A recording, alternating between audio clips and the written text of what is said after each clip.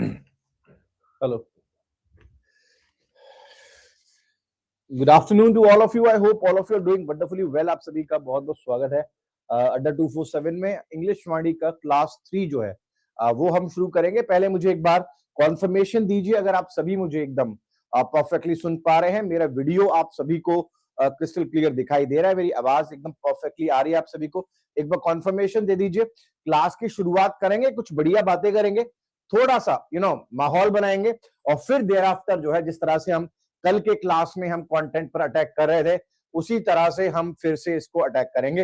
हालांकि शुरू करने से पहले दो तीन बातें जो है वो आपको बताना जरूरी है, स्पेशली उन नए बच्चों को बताना जरूरी है जो पहली बार शायद पढ़ रहे हैं मेरे से या पहली बार ही कोर्स को जो है कर रहे हैं। एक बार कॉन्फर्मेशन दे दीजिए, कुछ बच्चों का कॉन्फर्मेशन आ रहा है फटाफट से अगर आप सभी एकदम परफेक्टली सुन पा रहे हैं तो।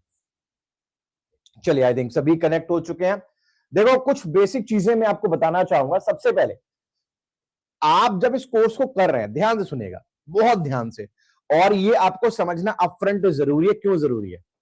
देखो, जब आप पढ़ रहे हो ना, किसी चीज को समझ रहे हो, किसी चीज को जान रहे हो, तो यार देखो एक बात, कॉमन सेंस वाली बात है कि आप स्टार्ट कर रहे हो। क्या कर रहे हो? आप स्टार्ट कर रहे हो ना किसी चीज को। अब आप स्टार्ट कर रहे हो, ऑब्वियसली बात है आप एंड यहां पर जाओगे। तो मैं अगर अभी ये मानकर चलूं कि अगर आप 0 पर हो अभी, तो राइट, तो ये प्रोसेस तो ग्रेजुअली रहेगा। 0, 1, 2, 3, 4, 5, 6, 7, 8, 9, 10 और फिर जो है आप 100% पहुंचोगे। तो सबसे पहले तो मैं एक बात क्लियर करना चाहता हूं नए बच्चों को। देखो, अंग्रेजी क्या है ना, इंस्टेंटली नहीं होगी पहली बात तो। और वो जो स्कूल वाली फिलॉसफी है ना, उससे बाहर निकल आओगे। टीचर ने पढ़ा दिया, हमने मजे कर लिया, आ गया सब कुछ, ऐसा नहीं होता। क्योंकि आपके सामने जितने भी सेंटेंसेस, चाहे वो आपको असाइनमेंट शीट में मिल रहे हो, चाहे वो आपको कहीं भी मिल रहे हो, वो पूरे के पूरे इंग्लिश को कैटर करते हैं। जो सेंटेंस आप पढ़ रहे हैं उस सेंटेंस में नाउन भी है, प्रोनाउन भी है, टेंस भी है, वर्ब भी है, एडजेक्टिव भी है। ऐसी वोकैबुलरी भी जो है जो आपने अभी तक पढ़ी नहीं है। तो ऐसा हो सकता है कि जब शुरुआती दिनों में आप असाइनमेंट सॉल्व करेंगे तो आपसे कुछ क्वेश्चन सॉल्व ना हो। ऐसा होगा ही होगा, हो क्या सकता है, 100% ऐसा होगा। तो जब ऐसा हो तो इस बात को समझिएगा, इस फिलॉसफी को दिमाग में लगाकर मत बैठिए कि अरे मैंने ये कर लिया तो मेरे 100 में से 100 आने चाहिए, मेरे सारे सही होने चाहिए। नहीं, ये फिलॉसफी नहीं है। आपको बस एक बार अटेम्प्ट करना है। दोबारा बता रहा हूं, असाइनमेंट शीट जो भी दी जा रही है उसका मकसद सिर्फ एक है कि आप उसको अच्छे से अटेम्प्ट करें। जो बन गए वो बढ़िया है, जो ना बने और भी बढ़िया है। जितने भी हमारे असाइनमेंट शीट्स हैं उनको सभी को लेकर डाउट सेशंस लगेंगे ही लगेंगे। जो शीट आपके हाथ में दी गई है वो शीट क्लास में भी डिस्कस होगी। और अपने एक्सपेक्टेशन इतने हाई मत करिए कि सारे में से सारे, मैं एक नंबर दे देता हूं, जो भी आप क्लास में पढ़ रहे हैं उसके बाद अगर आप असाइनमेंट शीट कर रहे हैं और उसमें से अगर 50% सवाल भी आप निकाल पा रहे हैं तो आप बहुत बढ़िया डायरेक्शन में जा रहे हैं। बस आपको क्या करना है, आपको कंसिस्टेंट रहना है, क्योंकि कंसिस्टेंट रहने से ही रिजल्ट आएगा। क्लियर है? तो ये मैं देख रहा था सुबह चैट में एक बच्चा कह रहा था सर मुझसे 2 क्वेश्चन नहीं निकले। अरे भाई, 30 में से 2 नहीं निकले, कोई दिक्कत की बात नहीं है। 10 नहीं निकले तो भी दिक्कत की बात नहीं है। जो भी असाइनमेंट शीट के क्वेश्चंस हैं उनके लिए आपको डाउट सेशन का इंतजार करना पड़ेगा। पहली चीज, रिवीजन जब आप कर रहे हैं पीडीएफ का, आप जो मैं क्लास में पढ़ा रहा हूं, आपको यह सुनिश्चित करना है कि हर वो चीज पढ़ाई है वो क्या आपके समझ में आई है। समझ में आई है तो आपके नंबर धीरे धीरे बनने लगेंगे। बहुत ज्यादा आगे की बातें करनी नहीं है। अरे सर मेरे साथ अब क्या होगा, अरे सर मुझे टेंस में दिक्कत है, अरे सर मुझे पैराजंबल्स में दिक्कत है, अरे सर मुझे क्लोज टेस्ट में दिक्कत है। अगर ये पैटर्न होगा तो फिर आपको और दिक्कतें आएंगी, क्योंकि आप प्रेजेंट में फोकस नहीं कर रहे हो। आप ऐसी हाइपोथेटिकल सिचुएशंस को लेकर परेशान हो रहे हो जो अभी आपके सामने आई नहीं है। कोर्स को करने का सबसे आसान तरीका है, जब भी कोई चीज आपको पढ़ा रही है ये मानकर बैठिए कि आप बिल्कुल जीरो हैं, आपको कुछ नहीं आता। आपको क्लास खत्म होने के बाद बस एक सवाल करना है कि क्या जो मैंने आज के क्लास में पढ़ा है वो मुझे पूरा समझ में आया है। अगर उसका आंसर यस है, आपको कुछ और करने की जरूरत नहीं है, आपको सिर्फ अपना कंटेंट रिवाइज करना है। धीरे धीरे जब चैप्टर्स आगे बढ़ेंगे आपका नॉलेज बढ़ता जाएगा। एकदम जो है बहुत सारी चीजों को ग्रैस्प करने की कोशिश मत करिए। जो क्लास में पढ़ा रहा हूं सिर्फ उसी को समझिए। भविष्य में क्या चैप्टर्स होंगे, अभी आपको क्या नहीं आता, आपको अगर जो पैराजंबल्स नहीं आते उससे मेरा कोई लेना देना नहीं है, क्योंकि मैंने अभी पैराजम्बल्स पढ़ा ही नहीं है। आप पढ़ने के बाद कहेंगे कि नहीं आते तो मेरी रिस्पॉन्सिबिलिटी है। अभी नहीं आते तो आप इंतजार करिए पैराजम्बल्स का, अभी नहीं आते तो इंतजार करिए क्लोज टेस्ट का, क्योंकि एडवांस टॉपिक है। पहले दिन से इस चक्करों में मत पड़ो, जो प्रेजेंट में करवाया जा रहा है उस पर फोकस करो। क्लियर है? अगर क्लियर है तो एक बार मुझे सीएल टाइप करके दे दो सारे के सारे, नहीं तो फिर प्रेजेंट से भी हाथ धोगे। हर बार वही गलती बार बार करते हो, ऐसी हाइपोथेटिकल चीजें सोचते हो जो अभी हुई नहीं है, और किसी और जो मेन चीज हो रही होती है उसको छोड़कर किसी और चीज का रोने लग जाते हो आप लोग। वो काम आपने नहीं करना, फोकस करना है। क्लियर है? असाइनमेंट के बारे में मैंने बताया, डाउट सेशन लगेंगे, उसमें हम असाइनमेंट्स डिस्कस करेंगे। आपका मेन मुद्दा मेरे भाई पढ़ाई करना, you have to study. Class में फोकस, कोई और सवाल नहीं इधर उधर। अगर मैं स्टार्ट कर सकता हूं आज के क्लास को तो मुझे एक बार आर टाइप करके दे दीजिए। एक और चीज मैं रोज बोलता हूं, रोज कुछ ना कुछ बच्चे मैसेज कर रहे होते हैं। मैंने आपसे कल भी बोला था, परसों भी बोला था, मैंने जो आपको लिंक्स दिए हुए हैं, चाहे वो टेलीग्राम के हों चाहे वो व्हाट्सएप ग्रुप के हों, आपने अगर कोई एक भी ज्वाइन कर लिया है तो भैया आपको सब ज्वाइन करने की जरूरत नहीं है। इतना मैच्योर हो जाओ, इतने बड़े हो चुके हो तुम कि एक टेलीग्राम ज्वाइन कर लिया काफी है। जो इन्फॉर्मेशन उस टेलीग्राम पर आएगी वही व्हाट्सएप पर आएगी। एक टेलीग्राम एक व्हाट्सएप कर लिया काफी है। क्लास को ध्यान से सुनो, और ग्रुप ज्वाइन करने से कुछ नहीं हो रहा, वो एक एक्सटर्नल असिस्टेंस है कि इन केस कोई इंफॉर्मेशन देनी है तो दे दूं। मेन मुद्दा पढ़ाई का है। तुम्हें पता है 2 बजे बैच होता है, 2 बजे क्लास लगती है, आ जाओ, 3:30 तक लगाओ, अपना असाइनमेंट करो, काम खत्म। क्लियर है? चलिए शुरू कर रहे हैं। कल हमने जो है हमारा जो टॉपिक रहा था, कल हमने डिस्कस किया था अनदर, अदर और द अदर। जो बच्चे आज पहले दिन जुड़ रहे हैं याद रखें कि जब ये क्लास पूरा हो जाए एक बार इन टॉपिक को पूरा कर लेना, खत्म कर लेना। ये हमने खत्म किया है कल और आज में। इसका एक छोटा सा कॉन्सेप्ट बचता है जो मैं आज क्लास के आखिर में आपको समझाऊंगा। आज के क्लास की हम शुरुआत करने जा रहे हैं किसके साथ? सम और एनी के साथ करने जा रहे हैं। आप देखेंगे ये जो कॉन्सेप्ट है एग्जामिनेशन में, पिछले अगर मैं 6 सालों की बात करूं तो लगभग 17 to 18 क्वेश्चंस यहां से पूछे गए हैं पिछले 6-7 सालों में, और अलग अलग लेवल पर पूछे गए हैं। और इस पर्टिकुलर कॉन्सेप्ट को भी मैंने 4 पार्ट्स में डिवाइड किया हुआ है, 1, 2, 3 और 4। और ये कॉम्प्लेक्सिटी के हिसाब से, सबसे पहले बेसिक चीज, फिर उससे ऊंची चीज, फिर उससे ऊंची चीज और फिर से ऊंची चीज। मतलब शुरुआत हम बिल्कुल बेसिक से करेंगे, लेकिन ये मेक श्योर करेंगे कि हार्डेस्ट पार्ट जो हमारे एग्जामिनेशन में हमसे पूछा जा सकता है उस पार्ट को जो है हम क्या कर लें, कवर कर लें। क्लियर है? Again the same question, as per me the error is in that part but I feel that way. My brother, I have already told you the assignment sheets will be discussed in the doubt sessions. आपके हिसाब से answer क्या अगर आपको लग रहा है ना, आप उसको अपने पास रखो। जब हम डाउट सेशंस लगाएंगे ना तब आप मुझे बताना कि सर मुझे ये लग रहा है, हो सकता है आपको गलत लग रहा हो, मैं आपको जब समझाऊंगा तो आपको समझ में आ जाएगा। तो assignment sheets keep it for the doubt session, नहीं तो फिर मैं आपको आखिरी में सिर्फ एक असाइनमेंट शीट दूंगा जब चैप्टर खत्म हो जाएगा, फिर आप कहोगे सर प्रैक्टिस नहीं हो पा रहा। तो इसीलिए assignment sheets for the doubt session, जब डाउट सेशन होगा तब क्लियर कर लेना। चलिए बढ़ते हैं जरा। कॉन्सेप्ट 1, 2, 3, 4 में हमने इसे डिवाइड किया हुआ है। शुरुआत करते हैं कॉन्सेप्ट 1 के साथ। बहुत ध्यान से सुनेंगे। सबसे पहले समझिए, बिना हिंदी करे सम और एनी के बारे में हम बात करेंगे। सबसे पहला कॉन्सेप्ट कहता है, फॉर एग्जाम्पल मैंने एक सेंटेंस लिखा, I want to buy dash books. I want to buy dash books. ठीक है, I want to buy dash books. बहुत ध्यान से सुनना, पूरा फोकस क्लास पे चाहिए और कुछ नहीं सोचना, कुछ नहीं देखना, सिर्फ class. I want to buy dash books. याद रखें, किताब हमसे कहती है, हम कोई भी किताब खोल लें, किताब हमसे कहेगी कि अगर मेरा सेंटेंस क्या है, पॉजिटिव है, अगर मेरा सेंटेंस क्या है, पॉजिटिव है, तो मुझे यूज करना होता है सम का। किसका यूज करना होता है? सम का। If my sentence is positive तो मैं यूज करूंगा सम और लिखूंगा I want to buy some books. मैं कुछ किताबें जो है वो खरीदना चाहता हूं। उसी तरह किताब कहती है कि अगर मेरा सेंटेंस होगा क्या, I do not want to buy dash books.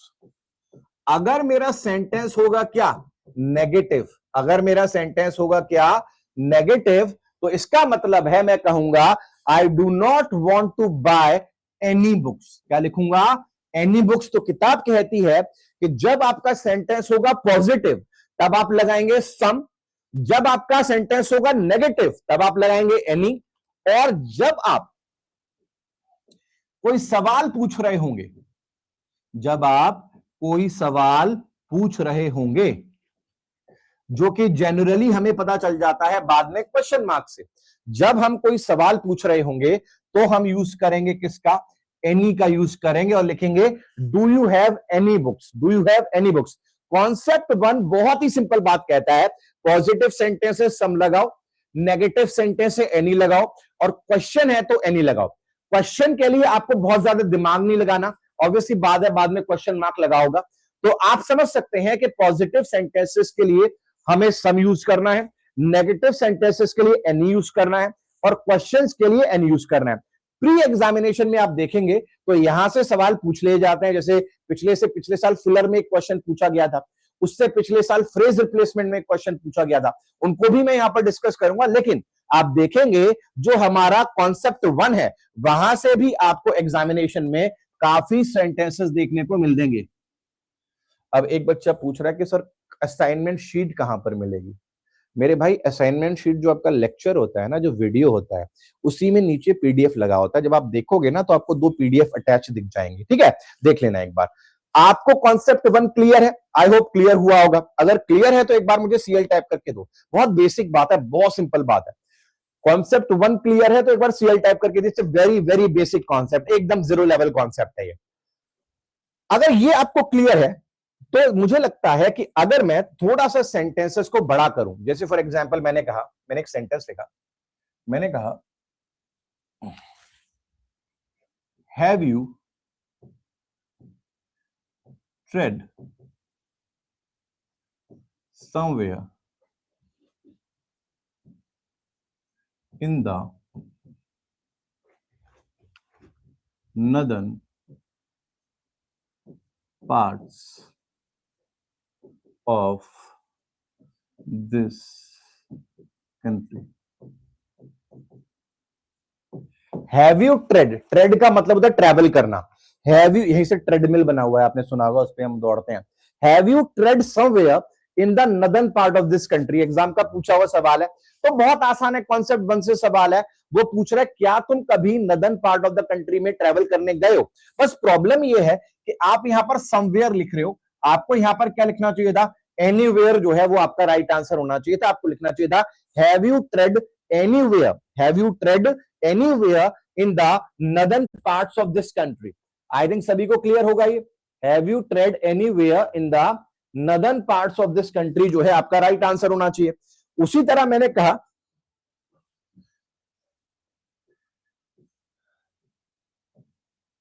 The international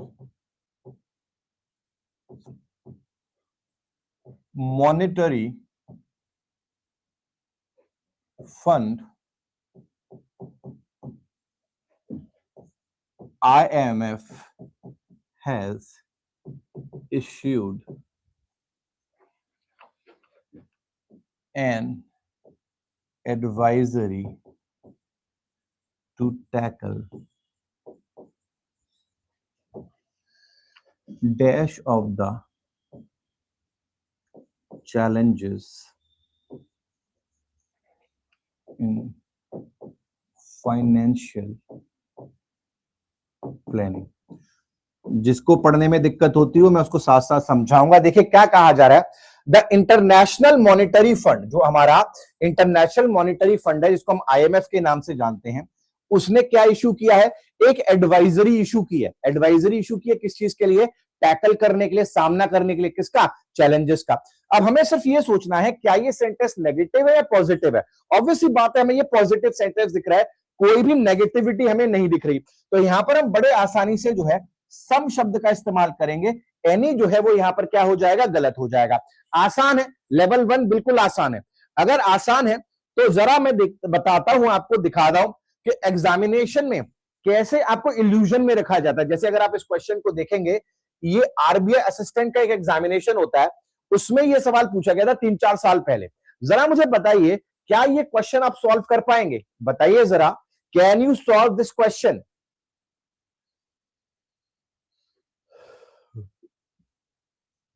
100% आप सॉल्व कर पाएंगे, क्योंकि अब आप जो है वो अलग नजर से देख रहे हैं। देखो क्या कहा जा रहा है, द बैंकिंग रेगुलेटर, जो बैंकिंग रेगुलेटर है, मार्केट कंडीशंस को रिव्यू करने के बाद उसने क्या किया, इंट्रोड्यूस किया। क्या इंट्रोड्यूस किए, नॉर्म्स इंट्रोड्यूस किए। अब आप जानते हैं कि ये सेंटेंस नेगेटिव तो है नहीं, ये सेंटेंस क्वेश्चन भी नहीं है, तो again we are left with a positive choice. अगर हमारी पॉजिटिव चॉइस है तो यहां पर हमें सम लिखना चाहिए था, एनी नहीं लिखना चाहिए था। हलवा सवाल है, बिल्कुल बिल्कुल हलवा सवाल है, लेकिन याद रखिएगा जब ये हलवा सवाल आप समझोगे तभी एडवांस लेवल का सवाल सॉल्व कर पाओगे। अगर ये ऊपर से निकल गया या ये सोच ले रही है तो हमें आता है, हम बहुत बड़े ज्ञानी हैं, तो आप उस क्वेश्चन में अटक जाओगे। इसीलिए बहुत ध्यान से सुनना, यहां पर सम आखिर क्यों आ रहा है। जरा दूसरे सेंटेंस में जाते हैं, देखते हैं क्या कहा जा रहा है। पढ़िए जरा एक बार बढ़िया तरीके से।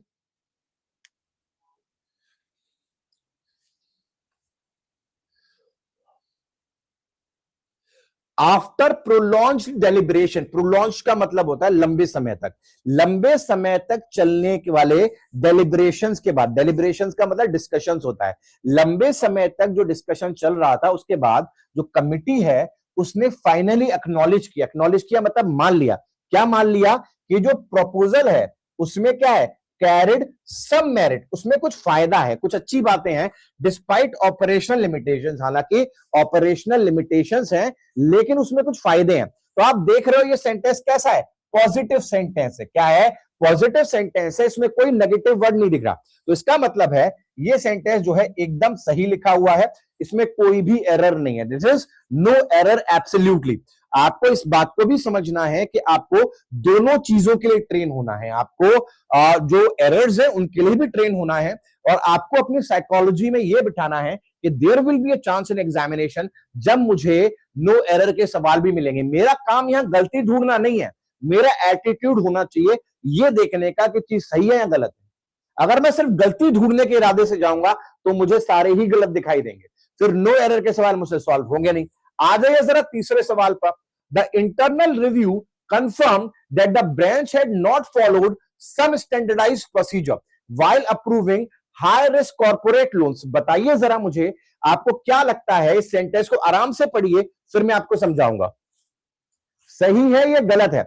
यहां पर देखो क्या कहा जा रहा है, कहा जा रहा है कि जो इंटरनल रिव्यू था उसने कंफर्म किया कि जो ब्रांच है उसने फॉलो नहीं किया है। नॉट फॉलोड इसे क्या मीनिंग देता है, एक नेगेटिव सेंटेंस का मीनिंग देता है।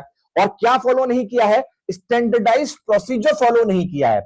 ऑब्वियसली बात है, अगर नेगेटिव सेंस है तो यहां पर हमें सम यूज नहीं करना चाहिए, हमें यहां पर एनी जो है वो यूज करना चाहिए, वही हमारा यहां पर राइट आंसर होना चाहिए। अभी आपको यह समझ में आ रहा होगा कि कैसे प्री लेवल पर हमसे सम और एनी पूछा जाता है और हम कैसे सेंटेंस का सेंस निकालकर कि वो पॉजिटिव डायरेक्शन में जा रहा है या नेगेटिव डायरेक्शन में जा रहा है, आराम से सम और एनी चूज कर सकते हैं। जरा चौथे सेंटेंस को आंसर करिए, फिर हम कॉन्सेप्ट नंबर 2 में जाएंगे। जरा बताइए, क्या आपको लगता है कि कॉन्सेप्ट नंबर, जो सेंटेंस नंबर 4 है, उसमें क्या कंसर्न आपको नजर आ रहा है।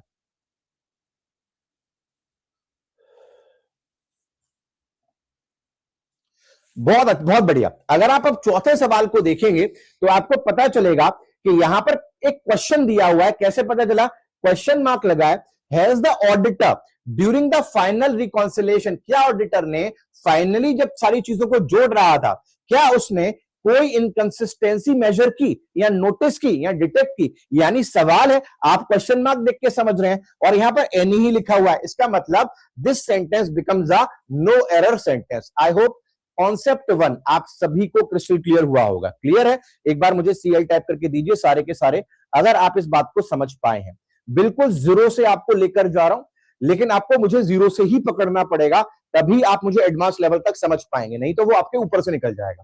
क्लियर है सभी को। चलिए अब आते हैं कॉन्सेप्ट नंबर 2 पर, जहां से चीजें ट्रिकी होना शुरू होंगी और जहां से जो रूल रट्टाफिकेशन वाले बच्चे हैं जो ये याद करके बैठ गए हैं कि सेंटेंस पॉजिटिव होगा तो हम क्या यूज करेंगे, सम यूज करेंगे, और नेगेटिव होगा या क्वेश्चन होगा तो एनी यूज करेंगे, वो गड़बड़ करना शुरू कर देंगे।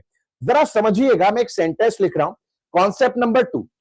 मैंने एक सेंटेंस लिखा, मैंने कहा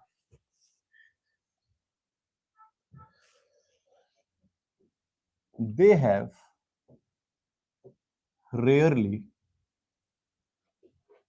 इंट्रोड्यूस्ड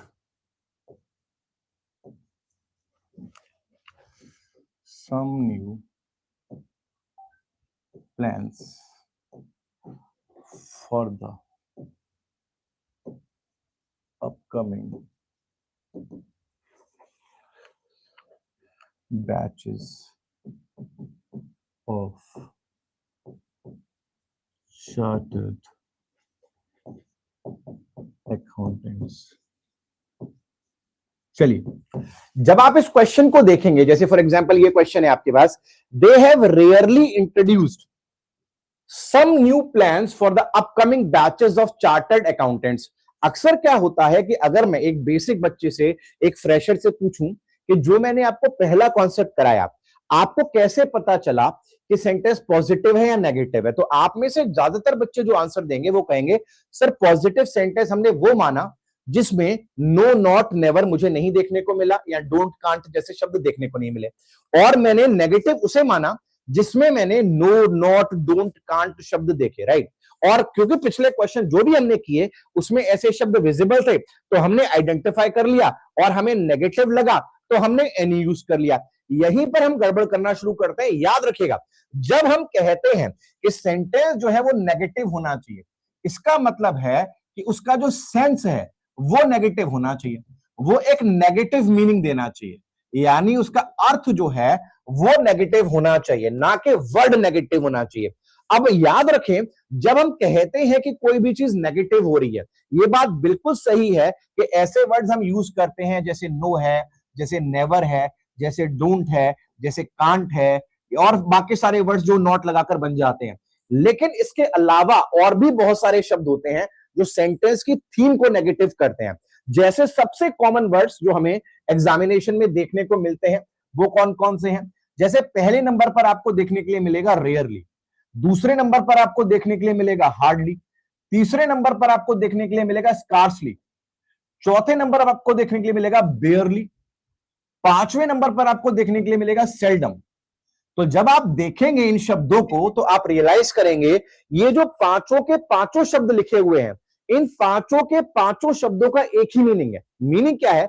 इन सभी का जो हिंदी अर्थ है, या अगर सिंपल इंग्लिश में बात करें तो इन सभी का अर्थ है ऑलमोस्ट नेवर, लगभग कभी नहीं। अगर मैं किसी काम को रेयरली करता हूं तो इसका मतलब है लगभग कभी नहीं करता। मैं अगर कहूं कि मैं रेयरली मुंबई जाता हूं तो आप क्या मैसेज लेंगे? नहीं जाता ना। तो इसीलिए ये जो वर्ड्स हैं, हालांकि इनमें नो, नॉट, नेवर नहीं है, बट इनका जो सेंस है वो क्या है? नेगेटिव है।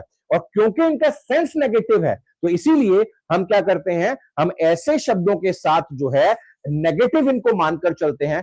और यहां पर क्या यूज करते हैं? जैसे अगर हम देखेंगे, they have rarely introduce some new plans नहीं लिखेंगे, एनी न्यू प्लान्स जो है वो हम लिखने वाले हैं। क्लियर है? और ये आपको याद करने की जरूरत नहीं है, आपको कॉमन सेंस लगानी है, आपको अपना दिमाग यूज करना है कि हम कैसे आइडेंटिफाई करते हैं कि सेंटेंस जो है वो नेगेटिव मीनिंग में जा रहा है। नेगेटिव मीनिंग में कब जाएगा? जब वो अर्थ नेगेटिव देने लगेगा। अर्थ नेगेटिव देने के लिए कोई ना कोई ऐसा शब्द जरूर होगा जो अर्थ नेगेटिव कर रहा होगा। नो, नॉट, कैन नॉट वाले शब्द हमने पिछले पेज पर पढ़ लिए। अब हम नए सेट ऑफ वर्ड्स के सामने आ रहे हैं जो हमारे अर्थ को नेगेटिव करते हैं। कैसे? वो कौन से हैं? रेयरली है, हार्डली है, बेयरली है, स्कार्सली है और सेल्डम है। आई होप बड़ी आसानी से आपको क्लियर होगा कि अगर हम ऐसे सेंटेंसेस देखते हैं तो हमें सेंटेंस को एनी के साथ आगे बढ़ाना पड़ेगा। क्लियर है अगर आपको ये बात? तो सीएल टाइप कर दीजिए, थोड़ा सा आगे और बढ़ेंगे हम।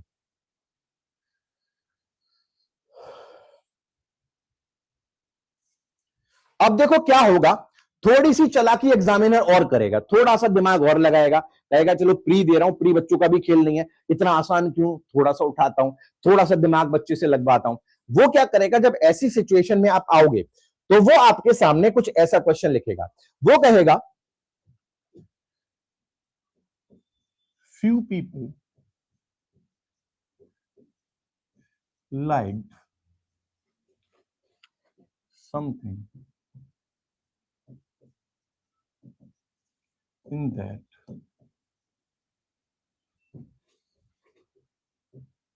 overly hyped movie। क्या कहेगा? few people liked something in that overly hyped movie। अब यहां पर भी क्या है, हमें क्लियरली नो, नॉट, नेवर कुछ विजिबल नहीं है।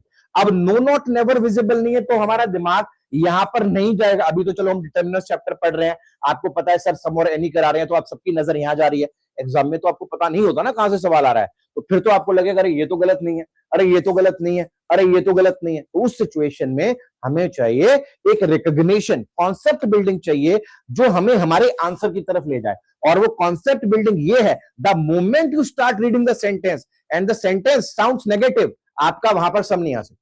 द मोमेंट आप उसको पढ़ना शुरू करें और अगर वो नेगेटिव दे रहा है तो आप आगे सम लगा ही नहीं पाएंगे। यहां पर देखिए क्या लिखा है, few people liked something in that movie. अब अगर आप देखेंगे तो यहां पर फ्यू की जगह, फ्यू का मतलब क्या होता है, फ्यू का मतलब ऑलमोस्ट नो होता है। क्या होता है, ऑलमोस्ट नो होता है। तो अगर मैं इस फ्यू की जगह ऑलमोस्ट नो लगा दूं तो सेंटेंस तो नेगेटिव हो गया ना। तो अगर सेंटेंस नेगेटिव हो गया तो उसको नेगेटिवली ही ट्रीट किया जाएगा। तो यहां पर हम लिख सकते हैं few people liked anything in that overly hyped movie. क्या लिखेंगे, few people liked anything in that overly hyped movie. ये हमारा जो है राइट आंसर यहां पर रहने वाला है। क्लियर है।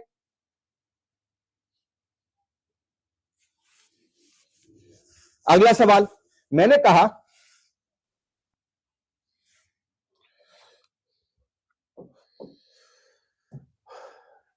अच्छा जरा समझना, एक चीज को जरा गौर से समझना। जब मैं कहता हूं few people liked something in that overly hyped movie, तो जो मैसेज हमें मिलता है वो मैसेज क्या है कि पसंद आया या नहीं आया, नहीं आया, यही तो मैसेज मिलता है। अब जरा गौर से सुनना, मैं आपसे डिस्कस कर चुका हूं कुछ ऐसे वर्ड्स जो आपको बताते हैं कि सेंटेंस नेगेटिव हो रहा है, और क्योंकि ऐसे वर्ड्स आपको बता रहे हैं सेंटेंस नेगेटिव हो रहा है तो आप यहां पर एनी लगाते हैं। अग्री करते हो सारे के सारे, हम क्या यूज करते हैं, एनी का इस्तेमाल करते हैं। अगर ये बात आपको क्लियर है तो जरा क्या हम इस क्वेश्चन को टारगेट कर सकते हैं, जरा बताइएगा। जो फर्स्ट क्वेश्चन यहां पर लिखा हुआ है, can we target this particular question. और मुझे लगता है, और याद रखिए जब भी मैं आपसे कोई क्वेश्चन पढ़ने के लिए कहूं, पहले से अज्यूम करके आंसर मत दो। पहला स्टेप में ये देखो कि आखिर वो सेंटेंस क्या कहने की कोशिश कर रहा है। पढ़िए जरा, आंसर दीजिए, बताइए आपको क्या लगता है फर्स्ट पार्ट में हमें क्या देखना चाहिए, क्या समझना चाहिए।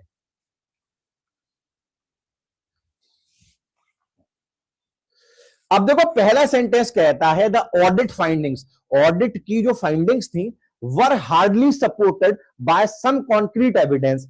यानी वर हार्डली सपोर्टेड का मतलब यहां क्या हुआ, नॉट सपोर्टेड। यही तो हुआ कि जो फाइंडिंग्स निकली थी उनको सपोर्ट करने के लिए कोई एविडेंस नहीं था, यानी ये सेंटेंस को नेगेटिव कर रहा है। तो द मोमेंट यू रियलाइज कि नेगेटिव हो रहा है तो आपको यहां पर एनी का इस्तेमाल करना पड़ेगा, लिखना पड़ेगा the audit findings were hardly supported, मतलब not supported by some concrete evidence. Clear है सभी को, आसान है, मुश्किल नहीं है। अब जरा इसी लॉजिक को आप सेकंड क्वेश्चन में लेके आइए। The proposal was scarcely backed by some financial rational. इस बात को और समझिएगा, जब आपके सामने एरर डिटेक्शन के क्वेश्चंस आएंगे, फ्रेज रिप्लेसमेंट के क्वेश्चन आएंगे, वो आपको बड़ा गुमराह करेंगे। गुमराह कैसे करेंगे, आपके मोराल को डाउन करेंगे, आपके कॉन्फिडेंस को डाउन करेंगे। कैसे होता है कॉन्फिडेंस डाउन, कॉन्फिडेंस डाउन होगा, आपको सेंटेंस में जानबूझकर कुछ ऐसे शब्द चिपकाए जाएंगे जिनको देखकर आप कंफ्यूज होने लग जाएं, जिनको देखकर आपको यह लगने लग जाए कि आपका इंग्लिश उतना बढ़िया नहीं है, आपको रीडिंग में पैसेज समझ में नहीं आ रहा। लेकिन हमेशा याद रखना, अगर आप एरर डिटेक्शन को टारगेट कर रहे हो, अगर आप पैसेज इंप्रूवमेंट को टारगेट कर रहे हो, फ्रेज इंप्रूवमेंट को टारगेट कर रहे हो, तो वहां पर ज्यादा चांसेस सही होने के तब होंगे जब आपका ग्रामेटिकल कॉन्सेप्ट बढ़िया होगा। रीडिंग की जरूरत पड़ेगी, लेकिन अगर 19 भी समझ में आ रहा है और आपका ग्रामेटिकल कॉन्सेप्ट बढ़िया है तो आप आंसर दे दोगे। तो यहां पर भी कहा जा रहा है जो प्रपोजल है उसे स्कार्सली का मतलब क्या है, नेवर, ऑलमोस्ट, ये उसे कभी बैक ही नहीं किया गया, और बैक नहीं किया गया तो यहां पर हमें क्या यूज करना है, एनी यूज करना है। और सिमिलरली जो थर्ड सेंटेंस है वहां पर भी हम बेयरली देख रहे हैं, तो ये भी सेंटेंस को क्या बनाता है, नेगेटिव बनाता है। इसको भी हम सेम ही तरीके से टैकल करेंगे। जरा मुझे एक बार सीएल टाइप करके दीजिए, हम धीरे धीरे जो है लैडर को ऊपर चढ़ा रहे हैं, एक साथ बिल्कुल जीरो से पिक करते हुए चल रहे हैं। अगर ये क्लियर है तो एक बार सीएल दीजिए। मैं आपको कॉन्सेप्ट नंबर 3 में लेकर जा रहा हूं, जो और भी इंपॉर्टेंट इसके लिए साबित होगा, इनफैक्ट आपके लिए साबित होगा, और आपको बहुत सारे सवाल देखने के लिए मिलेंगे। चलें बढ़े, जरा बढ़ने से पहले मैं आपके सामने मैं आपके सामने कुछ सेंटेंसेस लिखना चाहता हूं, जैसे मैं यहीं लिख देता हूं, गौर से सुनिएगा। मैंने एक सेंटेंस लिखा, according to the Indian law police officers can not arrest you without some evidence. इस क्वेश्चन को पढ़िए जरा एक बार, इस क्वेश्चन को पढ़िए, आराम से इत्मीनान से पढ़िए, पहले से प्री डिस्पोजिशन मत लाइएगा, नहीं यही आंसर होगा, सर ने सम लिखा है तो एनी आंसर होगा, नहीं। आप पहले सेंटेंस को पढ़िए एक बार। सेंटेंस क्या कहने की कोशिश कर रहा है? सेंटेंस कह रहा है कि भारतीय कानून के अनुसार जो पुलिस ऑफिसर्स हैं वो अरेस्ट नहीं कर सकते किसी को भी बिना एविडेंस के। तो अब आपने देखा यहां पर, आपने कहा ये कैन नॉट लगा हुआ है, तो यहां पर एनी आएगा। क्लियर है? यही रीजन है कि आप एनी चूज कर रहे हैं। अब देखो जरा एक सेंटेंस देखना, मैंने कहा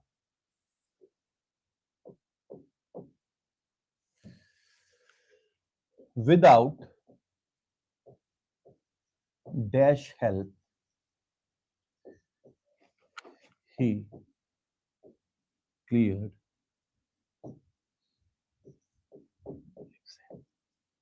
इस सेंटेंस को देखिए जरा, without dash help he clear the exam. अब मुझे बताइए कि यहां पर आप क्या लगाने वाले हैं, सम लगाएंगे या एनी लगाएंगे? अभी तक जो सीखा है उसको अप्लाई करके देखते हैं। अभी तक जो सीखा, क्या इसमें नो नॉट नेवर है? नहीं है। तो पहले स्टेप पे तो एनी का आना नहीं लग रहा। दूसरे स्टेप पे जाते हैं, क्या इसमें हार्डली, स्कार्सली, रेयरली, बेयरली, फ्यू वगैरह कुछ लिखा हुआ है? नहीं। यानी दूसरे लेवल पर भी इसका आना नहीं बन रहा।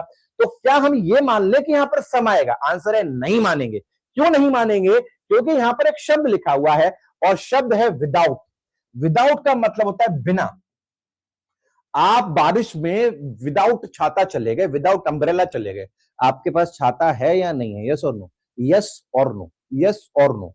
आपके पास छाता है या नहीं है? नहीं है ना, no. And no means negativity. तो विदाउट जो वर्ड है, it also gives a negative meaning. It also gives a negative meaning देता है जब हम विदाउट लगाते हैं। और जैसे ही हम विदाउट लगा देंगे तो भी हमें आगे क्या लगाने की जरूरत पड़ेगी? एनी लगाने की जरूरत पड़ेगी। बिना मदद के, मदद के साथ नहीं, no help. Without, without help का मतलब क्या हो गया? No help. और नो हेल्प मतलब क्या हो गया? नेगेटिव। और अगर नेगेटिव है तो हम क्या लगाएंगे? एनी लगाएंगे। याद रखना, यहां पर आपको टेस्ट किया जाएगा। पिछले साल यहीं पे टेस्ट किया गया था। तो पहला शब्द हमें क्या दिख रहा है? विदाउट दिख रहा है, जिसके साथ हम सेंटेंस को क्या कर सकते हैं? क्या कर सकते हैं? नेगेटिव बना सकते हैं और एनी लगा सकते हैं। एक सेंटेंस और देखते हैं, they failed to provide some scientific explanation to this phenomenon। ये अगर आप 2023 का पेपर देखेंगे तो आपको ये सेंटेंस सेम ऐसा का ऐसा ही कॉपी पेस्ट मिल जाएगा। सेंटेंस कहता है they failed to provide some scientific explanation to this phenomenon. अब हम अगर पहले स्टेप में जाएं तो यहां नो नॉट नेवर कुछ नहीं है, दूसरे स्टेप में जाए स्कार्सली, बेयरली, रेयरली कुछ नहीं है। लेकिन यहां पर एक शब्द है जो इसको नेगेटिव बना रहा है और आपको हर शब्द याद करने की जरूरत नहीं है। आप बस ये पूछिए इसका मीनिंग, इसने एविडेंस दिया, इसको एविडेंस मिला या नहीं मिला, ये एविडेंस दे पाया या नहीं दे पाया, यस और नो। Answer is no. नहीं दे पाया तो इसका मतलब है द सेंटेंस इज नेगेटिव। हम क्या यूज करेंगे? एनी यूज करेंगे। अगला question, they lack some skill whatsoever to qualify the examination, they lack some skill whatsoever to qualify examination. उनके अंदर स्किल की कमी है जो हमें चाहिए एग्जाम को क्वालिफाई करने के लिए। क्या उनके पास स्किल है? नहीं है भैया, कमी है, लैक है। लैक है मतलब नो इसका आंसर है ही नहीं स्किल। और अगर है ही नहीं, यहां पर क्या यूज करेंगे? एनी यूज करेंगे। क्या यूज करेंगे? एनी जो है वो यूज करेंगे। यही हमारा राइट आंसर होना चाहिए। मैं आपको एक इंटरेस्टिंग बात बताता हूं, हर बैच में बताता हूं, और ये अगले कुछ महीने तक आपके लिए एक तरीके से, आप इस बात को जब भी कुछ पढ़ रहे हो ना, इस बात को हमेशा ध्यान में रखिएगा। देखिए क्या है, आप ये मानकर चलो कि आपका जो एग्जामिनेशन है ना, वो इस पिरामिड की तरह है, और इस पिरामिड में एक तरीके से कई ब्लॉक्स हैं, कई लेवल्स हैं, ठीक है। अब प्रॉब्लम क्या है हमारे देश में? प्रॉब्लम क्या है, स्पेशली अंग्रेजी लैंग्वेज में प्रॉब्लम क्या है कि जितने बच्चे जो ये कहते फिरते हैं कि हमने अंग्रेजी पढ़ी है, हमने सिलेबस किया था, हमने किताब खरीदी थी, हमने कोर्स लिया था, एक्चुअल रियलिटी ये है कि जो ये सबसे ज्यादा जो नीचे वाला लेवल है, इसी के आसपास घूम रहे होते हैं। ये वो बच्चे हैं जो रूल बेस्ड लर्निंग कर रहे होते हैं, या जिन्होंने गहराई में जाके पढ़ाई कभी की नहीं होती है, नाम के लिए सिलेबस पूरा कर लिया होता है और ये मानकर बैठे होते हैं कि नंबर हमारे एग्जाम में आ जाएंगे। ऐसे बच्चे जनरली प्री एग्जामिनेशन भी क्रैक नहीं कर पाते, और ऐसा नहीं है कि किसी और की गलती की वजह से, खुद अपने माइंडसेट की वजह से नहीं कर पाते, क्योंकि वो मानकर बैठे हैं कि हम अपना सिलेबस पूरा कर चुके हैं। क्योंकि उनकी नजर में जो सिलेबस की परिभाषा है वो बड़ी क्या है? गलत परिभाषा है। दूसरे वो स्टूडेंट्स होते हैं जो इस लेवल से थोड़ा सा उठते हैं और इस लेवल पर आते हैं जहां पर वो चीजों को दिमाग लगाकर पढ़ रहे हैं, सीख रहे हैं, जान रहे हैं और समझ रहे हैं। ऐसे बच्चे जनरली प्री एग्जामिनेशन क्रैक करते हैं। लेकिन जिस दिन तक और जिस समय तक आप ये नहीं समझेंगे, आप कितने भी पढ़ाकू किस्म के इंसान क्यों ना हो, लेकिन ये जो कॉम्पिटिटिव एग्जामिनेशन है, टॉप 10% का ही खेल है। यानी आप कितने भी बड़े दुनिया के पढ़ाकू क्यों ना हो जाएं, आपका मकसद यहां पढ़ाकू होना नहीं है, आपका मकसद यहां पर टॉप 10 में आने का, कहीं कहीं तो टॉप 5 में आने का है, कहीं कहीं टॉप 1 में आने का है।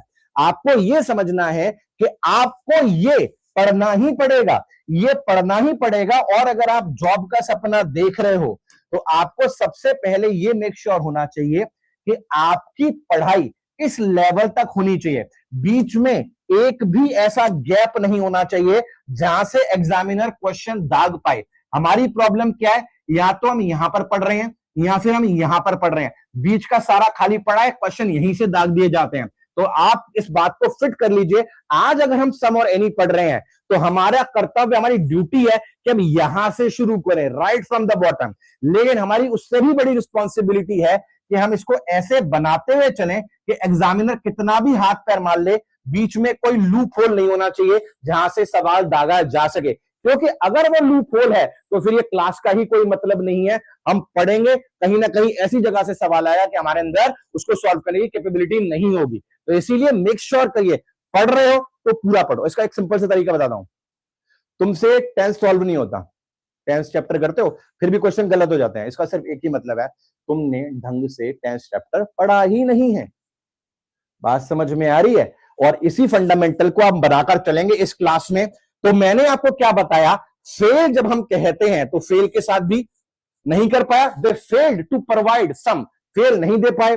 लैक मतलब कमी। अब जरा इधर आओ, जरा गौर से सुनो, इस क्वेश्चन को देखो, एग्जाम का आया हुआ पीवाईपी है, अगर आप मॉक्स वगैरह देखोगे आपको मिल जाएगा। पढ़िए जरा पहले सवाल को एक बार पहले सवाल को पढ़िए, पहले सवाल को पढ़िए। जो लैक वाला क्वेश्चन था वो मैं दोबारा समझाऊंगा, लेकिन पहले इसे पढ़िए एक बार। सेम रेप्लिका है जो पिछला क्वेश्चन का। आपको कुछ नहीं करना, कोई रटना नहीं है, किताब रटाएगी, फेल याद कर लो, लैक याद कर लो, फलना नहीं। आप सिर्फ एक सवाल पूछिए। सवाल क्या है? क्या इन्वेस्टिगेशन से एविडेंस रिकवर हुआ, हां या ना? आंसर इज ना, तो ना इज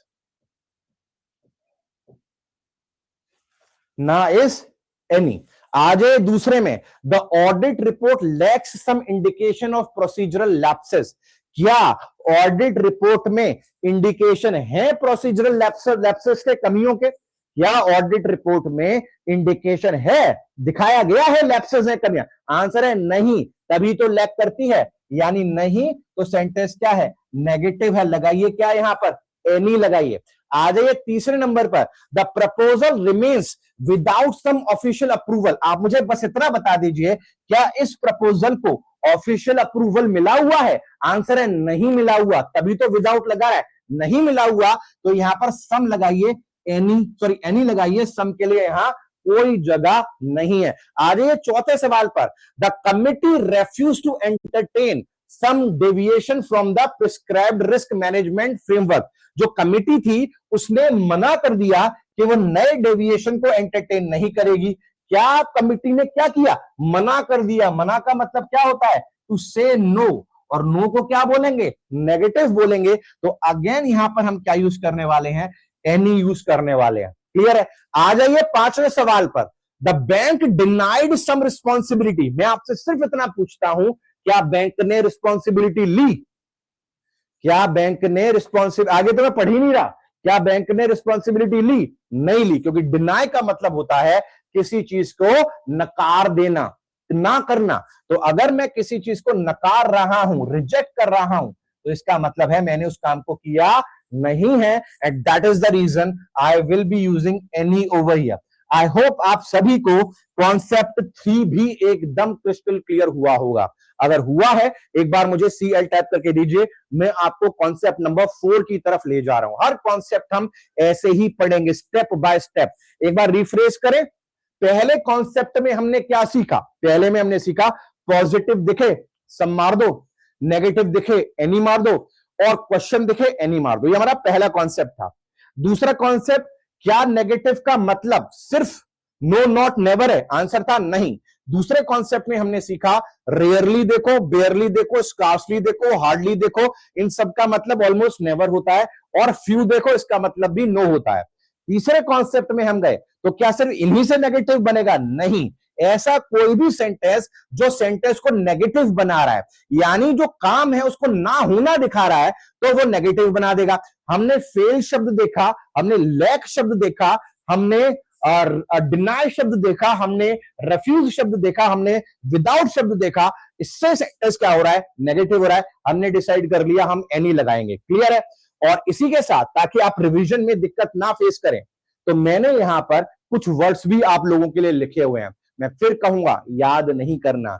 जब भी इन शब्दों को देखो, ये महसूस करो क्या ये नेगेटिव है। जैसे आप देखिए, फेल ना कर पाना, लैक कमी होना, मिस छूट जाना, ओमिट छोड़ देना, ओवरलुक नजरअंदाज कर देना, एवेट बच जाना, एवॉइड बच जाना। आप सिर्फ इतना पूछो कि जब ये शब्द लगे होंगे, सिर्फ इतना पूछो कि जब ये शब्द लगे होंगे तो क्या काम होगा। आंसर देना लाइव चैट में, जब ये शब्द किसी सेंटेंस में लगे होंगे तो क्या काम होगा या नहीं होगा? नहीं होगा मेरे भाई, नहीं होगा, तो ये सब नेगेटिव है और एनी लेकर आएंगे। क्रिस्टल क्लियर होना चाहिए आपके दिमाग में ये कॉन्सेप्ट। क्लियर है? तो एक बार CL मुझे टाइप करके दीजिए। Let me take you to concept number 4। Concept number 4 की तरफ जो है मैं आपको एक बार लेकर जाता हूं। बहुत बढ़िया, बहुत बढ़िया, सुपर सुपर। चलो भैया, कॉन्सेप्ट नंबर 4 की तरफ भागते हैं एक बार। ये 3 लिखा है बट ये 4 हो गया टेक्निकली। अब जरा समझना, गौर से सुनना।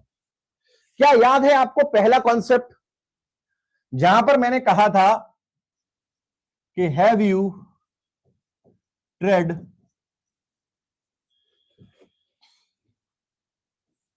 इन नदर्न इंडिया?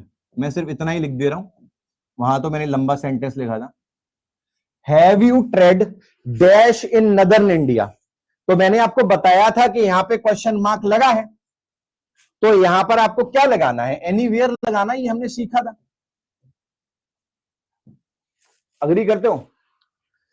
बहुत सारे बच्चों ने इस बात को क्या समझा होगा कि सर ने हमें एक बहुत आसान रास्ता दिया है, और वो आसान रास्ता है क्योंकि हमारी आंखें एकदम चंगी हैं, तो हम एग्जाम में जाएंगे, हम देखेंगे क्वेश्चन मार्क और लगा देंगे यानी। सोच लिया होगा कुछ लोगों ने, अपने आप मन में एक रूल बना लिया होगा ये वाला कि ये क्वेश्चन तो ऐसे ही सॉल्व हो जाएगा, दुनिया का सबसे आसान सवाल।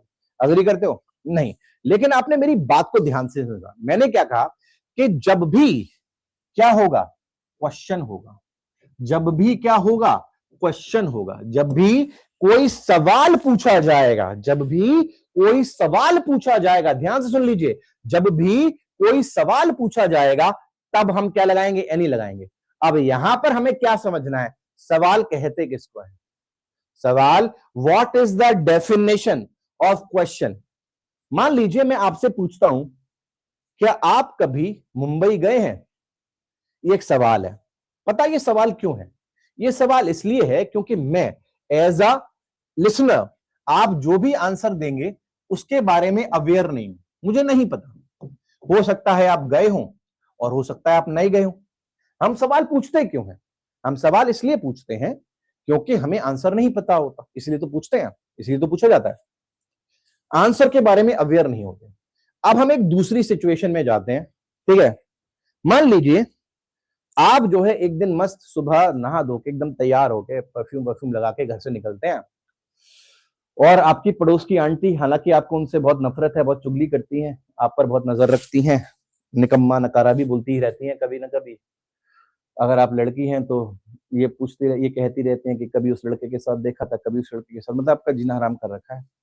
तो बट आप निकलते हैं, आप देखते हैं कि ये जो है औरत अचानक से बारिश हो रही थी, नाले में गिर गई, इसमें गिर गई, नाले में पड़े हो, तुम मस्त जा रहे हो अपना और वो मस्त नाले में पड़ी हुई है।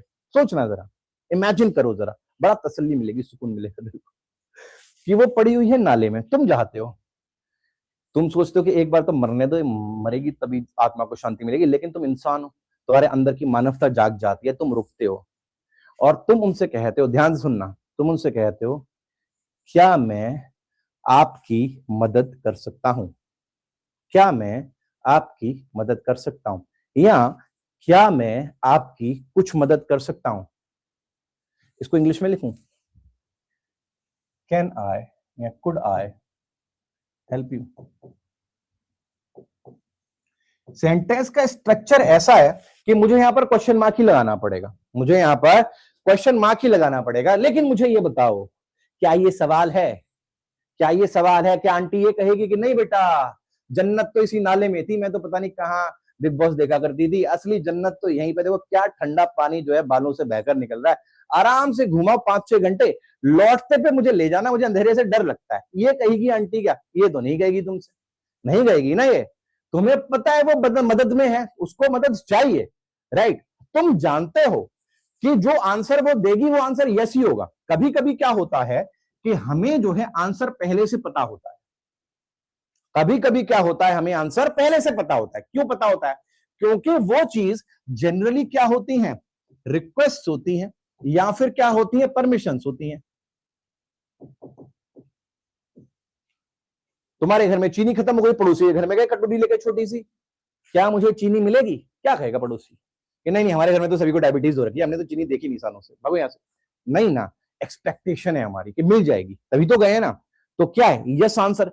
जब हम आंसर यस एक्सपेक्ट कर रहे होते हैं तो वो दिखने में सवाल होता है, लेकिन सवाल होता नहीं है। वो दिखने में सवाल होता है लेकिन वो सवाल होता नहीं है। वो दिखता है कि सवाल है, उसके बाद क्वेश्चन मार्क लगा होता है, लेकिन वो होता नहीं है सवाल। अब आप कहोगे सर एग्जाम में कैसे पता चलेगा, याद रखना बेसिक्स ऑफ ग्रामर कहते हैं कि अंग्रेजी में जनरली जब हम किसी चीज की रिक्वेस्ट करते हैं या जब हम किसी चीज की परमिशन मांग रहे होते हैं तो बेसिकली इस्तेमाल होता है किनका, मॉडल्स का इस्तेमाल होता है। किसका इस्तेमाल होता है, मॉडल्स का इस्तेमाल होता है। और जनरली रिक्वेस्ट और परमिशन के लिए जो मॉडल्स हम यूज करते हैं वो कुछ इस तरीके के होते हैं, कुड हो गया, कैन हो गया, वुड हो गया और मे हो गया, जिनके बारे में हम डिटेल में पढ़ेंगे आगे जब मॉडल चैप्टर आएगा। तो अगर कोई क्वेश्चन क्रिएट किया जा रहा है और मॉडल का सहारा लिया जा रहा है तो इसका मतलब है it can be a request और it could be a permission. तो अगर कोई कहता है, आप जाते हैं मान लीजिए एक रेस्टोरेंट में और बैठे हैं, वहां वेटर के पास, वेटर को बुलाते हैं और कहते हैं could I have some water, could I have some water, could I have some water, क्या है ये, क्वेश्चन मार्क है ना, could I have some water, क्या है ये, क्वेश्चन मार्क है ना मेरे भाई, बाद में क्वेश्चन लगेगा ही। लेकिन तुम देखोगे मैं क्या बोल रहा हूं, सम, कुड आई हैव एनी नहीं बोल रहा, क्वेश्चन है लेकिन सम बोल रहा हूं। क्यों? क्योंकि वेटर मुझे पता है पानी लाके देगा, ये नहीं कहता चलो भगो यहां से, कोई पानी वानी नहीं, यहाँ पर नहीं कहेगा ना, देगा ना, क्योंकि हम रिक्वेस्ट कर रहे हैं और रिक्वेस्ट में हम एक्सपेक्ट करते हैं कि the answer will be yes, and the answer will be yes, it means the sentence will be not considered as a question. Question की तरह हम उसको कंसिडर नहीं करेंगे, आंसर पहले से पता है, सिर्फ क्वेश्चन मार्क लगा होगा। तो अगर सेंटेंस मॉडल से स्टार्ट होता है, आगे क्वेश्चन मार्क लगा है, थोड़ा रिक्वेस्ट परमिशन का सेंस आ रहा है, तो आप क्या कर सकते हैं, आप जो है इस्तेमाल कर सकते हैं किसका, किसका इस्तेमाल कर सकते हैं, सम का इस्तेमाल कर सकते हैं। Treat it as a, do not treat it as a question. क्या ये दोनों सेंटेंसेस जो हमने लिखे हैं, क्या इसमें हम सम लेकर आएंगे? बताइएगा जरा, क्या हम इन दोनों सेंटेंसेस में सम लेकर आएंगे? यस और नो आंसर दीजिए जरा।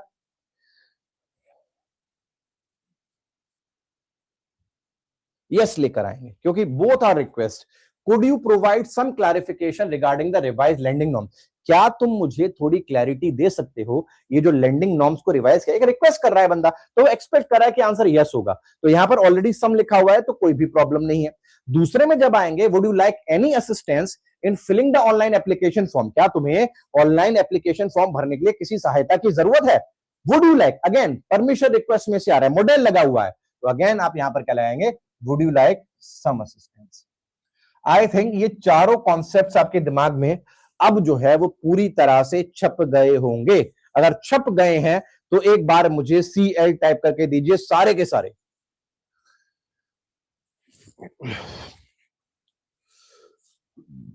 अब हम आएंगे हमारे आखिरी कॉन्सेप्ट पर, कॉन्सेप्ट नंबर 5, जो कि हमारा सम और एनी का आखिरी कॉन्सेप्ट है, उसको हम डिस्कस करेंगे। और ये ट्रिकी कॉन्सेप्ट है, ये कॉन्सेप्ट तब तक समझा ही नहीं जा सकता जब तक हम ये चारों ना समझ लें।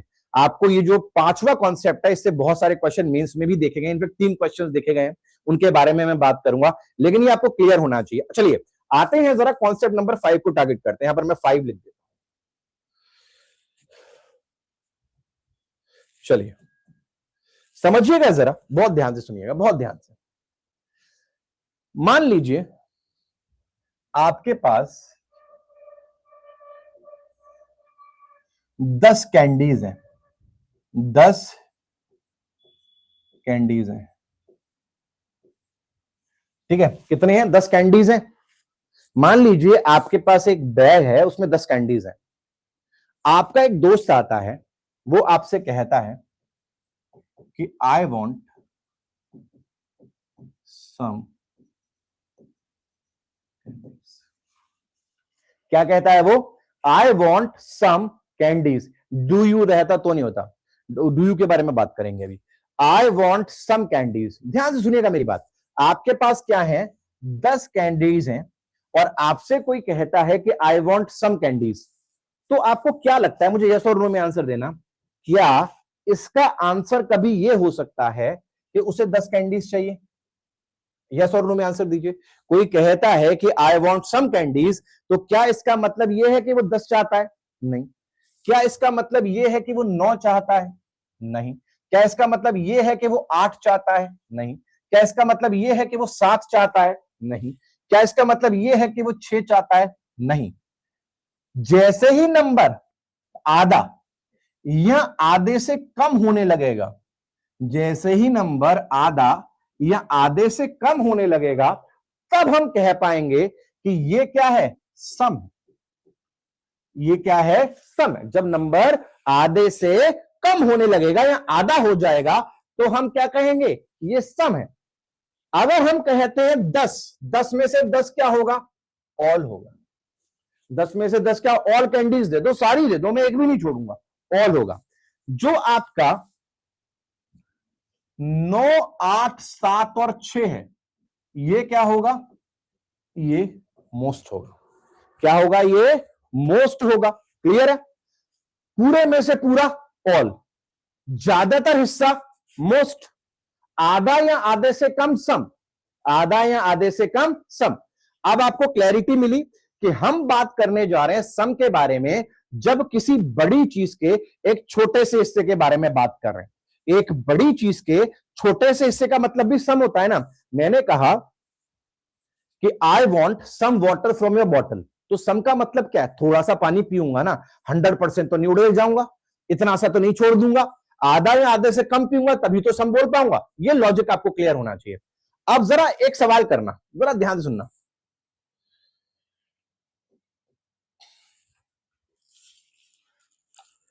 इमेजिन करो कि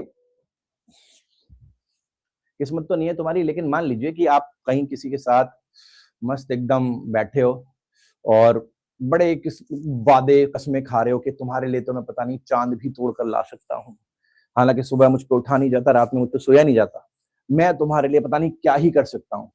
तो एक दिन बहुत ज्यादा तुम मतलब प्यार में पूरी तरह से खो चुके थे और रात में किसी ने तुमसे पूछा तुम मेरे लिए क्या कर सकते हो, तुम मेरे लिए क्या कर सकते हो, तो तुम क्या कहते हो, मैं तुम्हारे लिए कुछ भी कर सकता हूं, कहते हो ना, मैं तुम्हारे लिए कुछ भी कर सकता हूं, राइट। तो अगर मैं कहूंगा कि मैं तुम्हारे लिए कुछ भी कर सकता हूं, उसको इंग्लिश में क्या कहूंगा, I can do anything, I can do anything for you, यही तो मतलब हुआ एनी का, आई कैन डू एनीथिंग, मैं तुम्हारे लिए कुछ भी कर सकता हूं। अगर मैं कहूं I can do anything for you, मुझे यस और नो में बताना, क्या मैं इस एनीथिंग को ऑल से रिप्लेस कर सकता हूं, सोचकर, क्या हिंदी का मतलब निकाले तो क्या एनीथिंग और ऑल का मतलब सेम नहीं है, सोच के बताइए जरा, सेम ही तो है ना, मैं तुम्हारे लिए कुछ भी कर सकता हूं, मुझसे कुछ भी करवा लो, मैं कर लूंगा तुम्हारे लिए। ठीक है, कहां पर, टेलीग्राम पर भेजा है, ठीक है, मैं तुम्हारे लिए कुछ भी कर सकता हूं, कुछ भी करवा लो, मुझे कपड़े धुलवा लो, मुझे नौकर की तरह घर पे रख लो, ठीक है, कुछ भी कर लो, मैं कर लूंगा, राइट। तो ये बात समझेंगे कि जो एनी शब्द होता है उसका एक मतलब ऑल भी होता है, उसका एक मतलब ऑल भी होता है। एक सेंटेंस से समझते हैं। मैंने कहा कि मान लो तुम एक जगह एक क्लास में बैठे हो, मतलब एक क्लास में नहीं बैठे, तुम मान लो एक बस में बैठे हो और उस बस में सारे के सारे क्या हैं, अनजान लोग हैं, तुम किसी को नहीं जानते। मैं तुमसे पूछता हूं कितनों को जानते हो, मैं तुमसे पूछता हूं कितनों को जानते हो, तो तुम क्या आंसर दोगे, आई डू नॉट नो एनीबडी, यही तो कहोगे, आई डू नॉट नो एनीबडी, मैं किसी को भी नहीं जानता, तो इसका मतलब यही तो है कि तुम किसी को मतलब,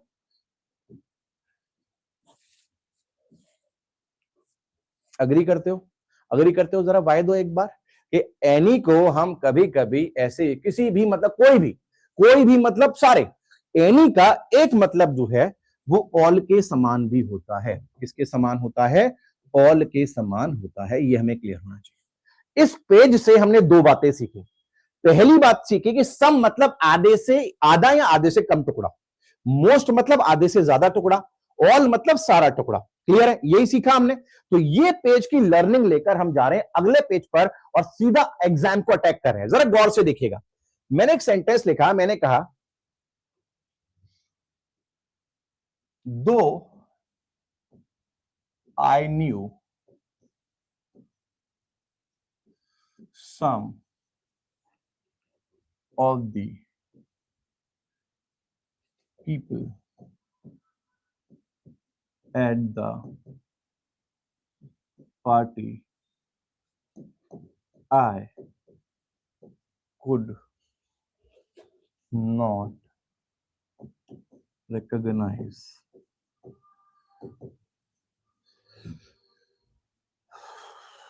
any of them. चलिए पढ़िए जरा इस क्वेश्चन को एक बार गौर से देखिए, इस क्वेश्चन को गौर से देखिए। हम जब एनी का इस्तेमाल करते हैं तो कहते हैं सारा, I can do anything for you, सब कुछ कर लूंगा तुम्हारे लिए, आई कैन डू एनीथिंग मतलब सब कुछ कर लूंगा, तो एनी का मतलब सब कुछ, ऑल, और सम मतलब कुछ, सम मतलब कुछ, क्लियर है सभी को। अब अगर इस क्वेश्चन को तुम देखोगे तो जो रूल रेक्टिफिकेशन वाले बच्चे हैं वो क्या करेंगे, अच्छा though I knew some of the people at the party I could not, अरे नॉट लगा दिया, अच्छा नॉट लगा दिया तो नेगेटिव हो गया, नेगेटिव है तो एनी सही लगा हुआ है, एरर तो कहीं और ही है। लेकिन मेरे भाई जरा समझो ये सेंटेंस क्या कह रहा है, though I knew some of the people at the party, यहां पर सम का मतलब क्या है, एक बड़े हिस्से का छोटा भाग, एक पार्टी चल रही है, एक पार्टी चल रही है, मान लीजिए उस पार्टी में जो है 10 लोग हैं, 3 3 6 4 10, ठीक है। तो ये कह रहा है कि मैं पार्टी में कुछ लोगों को तो जानता था। न्यू का मतलब क्या होता है? कुछ लोगों को जानता था। अगर मैं कुछ लोगों को जानता था तो कुछ का मतलब समझिएगा जरा, कुछ का मतलब क्या है? मान ले 4 को जानता था, कुछ का मतलब 4 हो सकता है ना। तो मान लेते हैं ये 4 को जानता था। आगे कह रहा है लेकिन मैं पहचान नहीं पाया। किसको नहीं पहचान पाया? ये क्या ये सबको नहीं पहचान पाया? खुद कह रहा है ना 4 को तो जानता था। तो क्या ऐसा हो सकता है कि सबको ना पहचान पाया हो? कैसे हो सकता है कि वो खुद कह रहा है मैं कुछ को तो जानता था?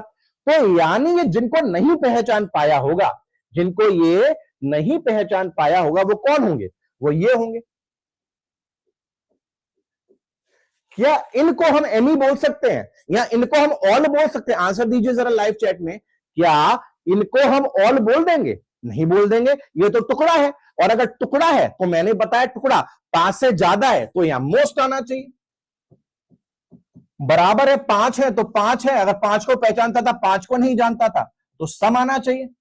लेकिन यहां पर कभी एनी नहीं आ पाएगा। यहां पर कभी एनी जो है उसका आंसर नहीं आ पाएगा।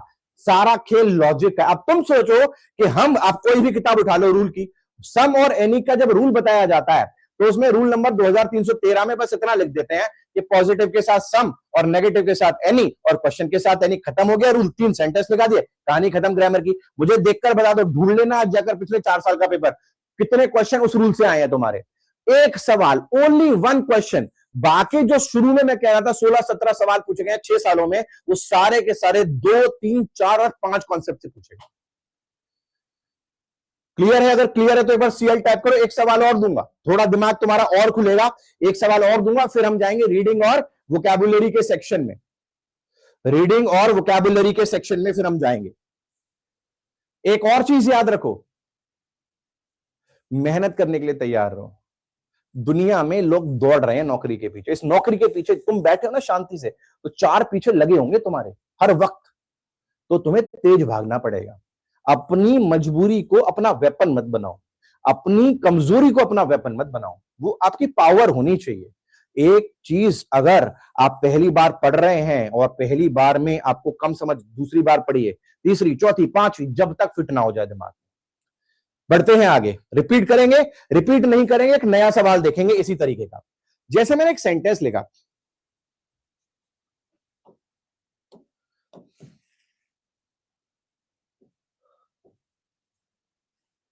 I solved most of the questions in the sheet but could not solve any of them। क्या हम 100%, 100% कह सकते हैं कि सेंटेंस रॉन्ग है? बताइए जरा। क्या हम 100% कन्विक्शन के साथ कह सकते हैं कि ये सेंटेंस जो है 100% रॉन्ग है, इसका सही होने का चांस ही नहीं है?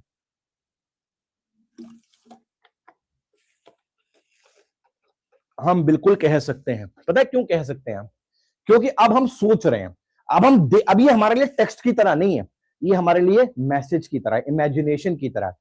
इससे पहले, कॉन्सेप्ट से पहले, अगर मैं आपके सामने ये सेंटेंस लिखता, आप इसको झट से पढ़ डालते। लेकिन अब आप इसको महसूस कर रहे हो। अरे मोस्ट जब आप देख रहे हो ना, तो रूल याद नहीं आ रहा, वो किताब में मोस्ट कहां लिखा था वो याद नहीं आ रहा। जब आप मोस्ट देख रहे हो ना, आपको ज्यादातर हिस्सा याद आ रहा है। अग्री करते हो? तो मान लेते हैं कि अगर एक किताब है जिसमें 10 सवाल हैं, 3 4 5 6 7 8 9 और 10, तो ये कह रहा है कि मैंने सॉल्व होना चाहिए, ठीक है। मैंने जो है क्या कर दिया, ज्यादातर, मोस्ट का मतलब ज्यादातर, तो 10 में से मान लेते हैं कि इन भाई साहब ने क्या किया, 6 क्वेश्चन सॉल्व कर दिए। 6 क्वेश्चन मोस्ट हो गए। तो ये कितने नहीं सॉल्व कर पाए? एनी का मतलब तो ऑल हो गया। क्या कोई नहीं सॉल्व कर पाए? अरे कोई नहीं कर पाए तो क्यों बोल रहा है मोस्ट? तो यहां पर भी हमें क्या चाहिए, सम जो है हमारा राइट आंसर होना चाहिए। बात समझ में आई? कुल मिला के सिर्फ एक बात समझनी है, पूरा का पूरा एनी, छोटा हिस्सा सम और बड़ा हिस्सा मोस्ट। आई होप क्लियर हुआ होगा। क्लियर है तो एक बार मुझे CL टाइप करके दीजिए।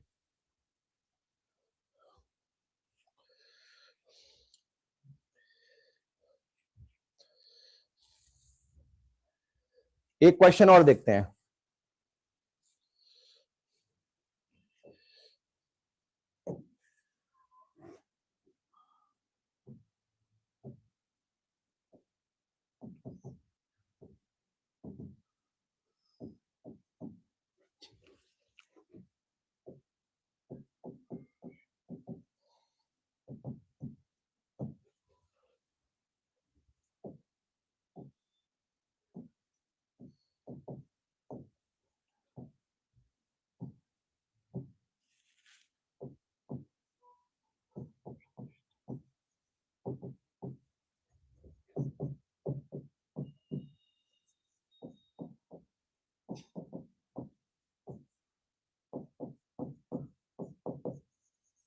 चलिए बताइए जरा, पढ़कर बताइए। और कोई रूल नहीं चाहिए मुझे, कोई रेक्टिफिकेशन नहीं चाहिए। जो आपसे अंदर से आवाज आ रही है वो आप देखकर बताइए कि यहां पर क्या आंसर होना चाहिए।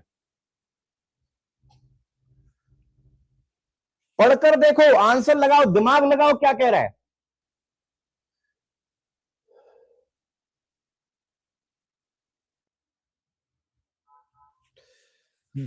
देखो ये क्या कह रहा है, वी हैव नॉट रिसीव्ड। मान लो मैं अभी यहां पर सम की जगह एनी लिख दूं, तो एनी का मतलब क्या है, we have not received any application. जरा मुझे बताना, एनी एप्लीकेशन अगर ये कह रहा है कि we have not received any application, कितनी एप्लीकेशन मिली होंगी इसे।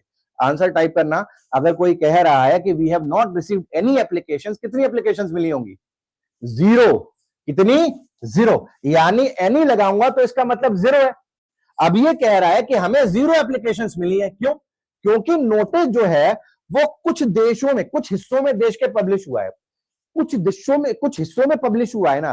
तो अगर कुछ हिस्सों में पब्लिश हो गया है नोटिस, तो एप्लीकेशन कुछ तो मिली होगी ना। अगर यहां ये लिखा होता कि we have not received any application as the notice has been not published anywhere, क्योंकि नोटिस कहीं पब्लिश ही नहीं हुआ।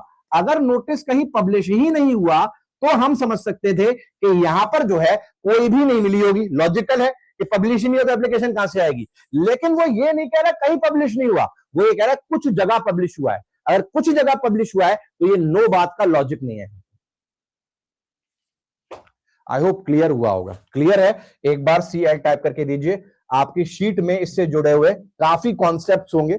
आप जो मैंने सिखाया है उसको ध्यान में रख के रिवाइज करेंगे, और जब हम इसका डाउट सेशन लगाएंगे तो हम इस पर और काम करेंगे। लेकिन अब आपका खुद करना जो है इन सवालों को जरूरी है। एकदम क्रिस्टल क्लियर है तो CL टाइप करिए, पॉजिटिविटी के साथ रहिए, मेहनत करने के लिए तैयार रहिए। क्लियर है, CL दे दीजिए। चलिए यहां पर आंसर क्या आएगा, एनी नहीं आएगा। जो लिखा है वो ऑलरेडी सही है, जो लिखा है ऑलरेडी सही है। मोस्ट भी आ सकता है यहां पर, जो लिखा है वो भी सही है। चलो भैया आते हैं अगले पार्ट पर, ऑल बोथ नाइदर, तो हम करेंगे कल। अब हम जा रहे हैं कहां पर, अब हम जा रहे हैं हमारे रीडिंग वाले पार्ट पर। आपको याद है कल के क्लास में मैंने आपको करवाया था क्या, क्या करवाया था, मेन थीम करवाया था। मैं एक बार रिफ्रेश कर रहा हूं, मेन थीम क्या था। मेन थीम था कि अगर आपको मेन थीम पहचानना है तो आपको दो चीजों पर ध्यान देना है। एक तो टॉपिक क्या है, हीरो कौन है, और दूसरा उस हीरो का एटीट्यूड क्या है। यस और नो। कॉस्मेटिक सर्जरी, हीरो, उसको क्रिटिसाइज करना, एटीट्यूड। तो वही बन गया टाइटल। याद है कल की क्लास में आपको। दूसरे टॉपिक जो था लेजीनेस, प्रोडक्टिविटी, प्रोडक्टिविटी टाइटल, और उसको लेकर ऑथर का नेगेटिव एटीट्यूड बन गया टाइटल। कल के क्लास में हमने ये डिस्कस किया था। क्लियर है, चलिए आगे बढ़ते हैं।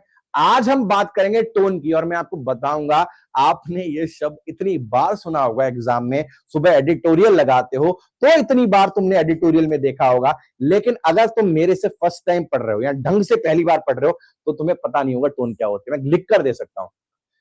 तो पहले इसमें जाने से पहले यह समझो कि आपके लिए जो सुबह एडिटोरियल सेशन है, ये मानकर चलो, मैं सिंपल शब्दों में कहता हूं कि उसके बिना गुजारा ही नहीं है। मैं यहां कितनी भी मगजमारी करता रहूंगा ना पूरे दिन, कुछ भी पूरे दिन लग जाऊं यहां पर, नहीं कर पाऊंगा जब तक मुझे ये विश्वास नहीं होगा कि हर बच्चा जो इस क्लास को लगा रहा है वो सुबह एडिटोरियल लेकर आया। तब मैं उसमें एक वो इन्फ्यूज कर सकता हूं। अगर वो नहीं लेके आएगा तो कभी वो रीडिंग में बेसिक से आगे ही नहीं बढ़ पाएगा, और जब पढ़ ही नहीं पाएगा तो मैं कितना भी गाना गाता रहूं यहां पर। तो आपका दिल जानता है अगर आप इस क्लास में बैठे हो और बिना एडिटोरियल लगाकर बैठे हो तो मेरे भाई कोर्स आपको कहीं ना कहीं ज्यादा फायदा नहीं करेगा। एडिटोरियल लगाइए और फिर इस क्लास में आइएगा। मैंडेटरी है, मैंडेटरी का मतलब जानते हो, दिमाग में फिट कर लो, वो भी पेड बैच है तुम्हारा। टोन की बात करते हैं, मैं बात बाद में करूंगा, पहले एक चीज लिखता हूं। ये सेंटेंस है, एक पैराग्राफ है, और देखो रीडिंग में थोड़ा सा ना क्या करो, पेशेंस रखा करो, आराम से पढ़ो, 40-50 सेकंड लगाओ, और जो तुम्हें पता है टोन के बारे में मुझे बताना टोन कैसा है। माइनस और प्लस ही बता दो, चलो माइनस और प्लस ही बता दो क्या है टोन। इस पर्टिकुलर पैसेज का आप पढ़कर क्या पता लगा पाते हैं?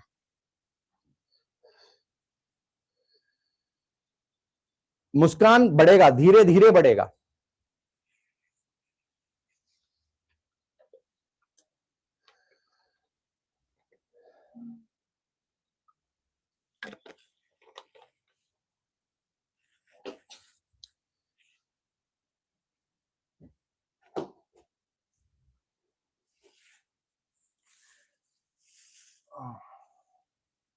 पढ़िए, बढ़िया तरीके से पढ़िए एक बार। बढ़े आगे, चलो बढ़ते हैं। मैं जो आंसर एक्सपेक्ट कर रहा था वही आंसर है, नेगेटिव। 99% बच्चे नेगेटिव कह रहे हैं। पढ़ते हैं एक बार। Pollution has become a persistent feature of modern life. Pollution जो है मॉडर्न लाइफ का एक परसिस्टेंट फीचर बन गया है। पानी को अफेक्ट करता है, वाटर को अफेक्ट करता है, सॉइल को अफेक्ट करता है, अलग अलग रीजन में। एमिशन जो है इंडस्ट्रीज से और जो व्हीकल से हैं उससे कॉन्सेंट्रेशन जो है हार्मफुल पार्टिकल्स का वो एटमॉस्फेयर में बढ़ जाता है, जिससे एयर क्वालिटी डिक्लाइन हो जाती है। Contaminated water sources now pose risk. जो कंटेमिनेटेड वाटर सोर्सेज हैं उनसे भी खतरा है पब्लिक हेल्थ के लिए। while polluted soil has reduced agricultural productivity in several areas। जो polluted soil है उससे भी agricultural productivity कई एरियाज में जो है क्या हो गई है, कम हो गई है। ecosystems have shown measurable stress।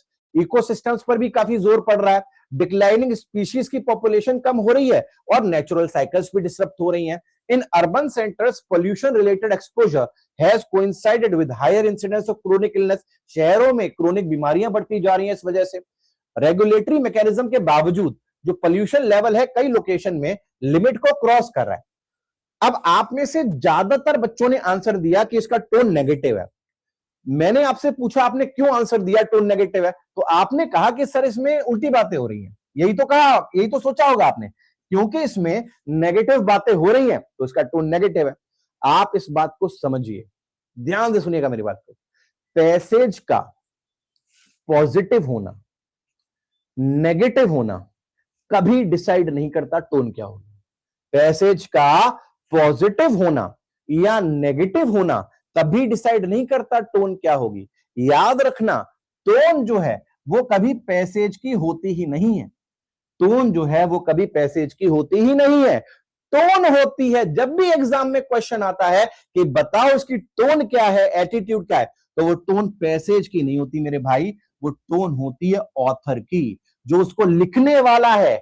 अगर इस पर्टिकुलर आर्टिकल में जो ऑथर है, जो पॉल्यूशन के बारे में लिख रहा है, अगर वो अपना ओपिनियन दे रहा है और कह रहा कि भैया ये तो खराब है, बर्बाद हो गया सारा, जब तक ये नहीं कहेगा कि पोल्यूशन खराब है तब तक टोन नेगेटिव नहीं होगी। जब तक ऑथर खुद नहीं कहेगा कि पोल्यूशन जो है वो खराब चीज है तब तक टोन जो है वो नेगेटिव नहीं होगी।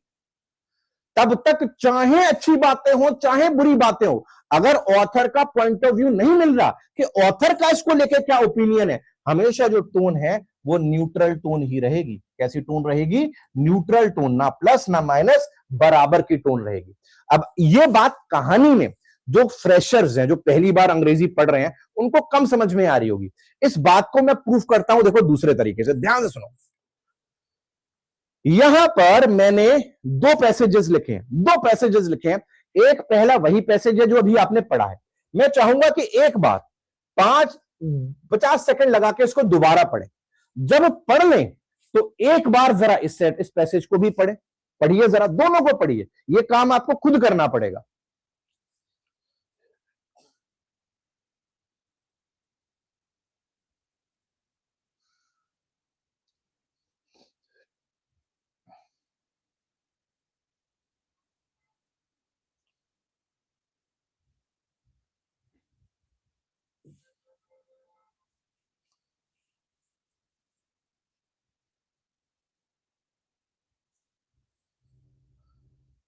पढ़िए जरा, और दोनों पढ़ लें तो डन टाइप कर दीजिएगा एक बार बढ़िया तरीके से।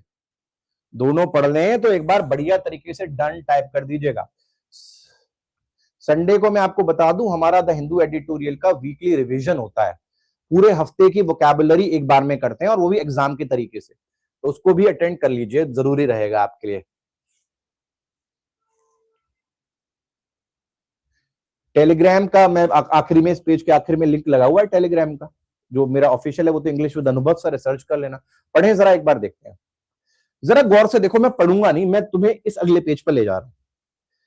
इस पहले पैसेज को पढ़ा तुमने, ठीक है, तो उसने क्या बताया कि पोल्यूशन जो है मॉडर्न लाइफ की प्रॉब्लम है, एयर, पानी, सॉइल कब खराब हो जाता है, इंडस्ट्री और व्हीकल जो है इससे हार्मफुल पार्टिकल्स आ जाते हैं, एयर क्वालिटी। तो आप देखोगे ये भाई साहब सिर्फ क्या कर रहे हैं, ये बता रहे हैं कि पोल्यूशन होता क्या है, इससे नुकसान क्या होता है।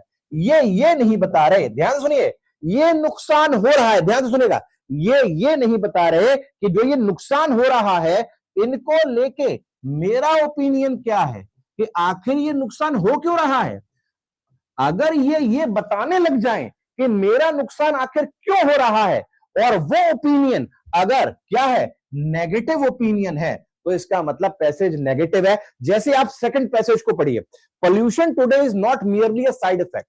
पोल्यूशन जो है आज की दुनिया में सिर्फ साइड इफेक्ट नहीं है डेवलपमेंट का, it is the result of careless planning and weak enforcement. ये रिजल्ट है कि जब तुम लोग, सरकार केयरलेस प्लानिंग करती है और कमजोरी से चीजों को लागू करती है, तो ये क्या कर रहा है, ओपिनियन दे रहा है, तुम निठल्ले हो, ठीक है, निठल्ले हो, तो नेगेटिव ही हुआ निठल्ला, ठीक है। आगे बढ़िए, आगे कहा जा रहा है industry and vehicles continue to release harmful emission. Industry और व्हीकल जो है हार्मफुल एमिशन निकालते रहते हैं, even though their impact on air quality, उनका जो इंपैक्ट है एयर क्वालिटी पर वो वेल नोन है। Rivers and lakes are repeatedly used to dump waste, जो रिवर्स है उनमें कूड़ा डंप किया जाता है। आगे, showing a lack of concern, किसी को कुछ नहीं पड़ी है, कोई कंसर्न नहीं है इस चीज को लेकर। क्या है ये, ओपिनियन है, तुम निठल्ले हो। आगे देखिए, excessive use of chemicals has damaged soil quality, reducing agricultural output। जो excessive use है chemicals का, उसने soil quality खराब कर दी है, agricultural output खराब कर दिया है। वाइल्ड लाइफ पॉपुलेशन जो है वो डिक्लाइन हो रही है, क्यों, because human activity has disturbed natural habitat, क्योंकि हम इंसानों ने, तुम इंसानों ने जो है इसको क्या कर दिया है, डिस्टर्ब कर दिया है। और ऐसे ही आप आगे जाएंगे, ये हमारा फेलियर है, बैलेंस नहीं कर पा रहे हम ग्रोथ को पर्यावरण के साथ। क्या सीखे, क्या सीखे, सीखे ये कि जब भी अगर ऑथर, ध्यान से सुनना, ध्यान सुनना, बहुत इंपॉर्टेंट लाइन है, अगर ऑथर सिर्फ कहानी सुना रहा है, चाहे वो कहानी अच्छी हो चाहे वो कहानी बुरी हो, तो वो टोन क्या है, न्यूट्रल है। क्या है वो, न्यूट्रल है।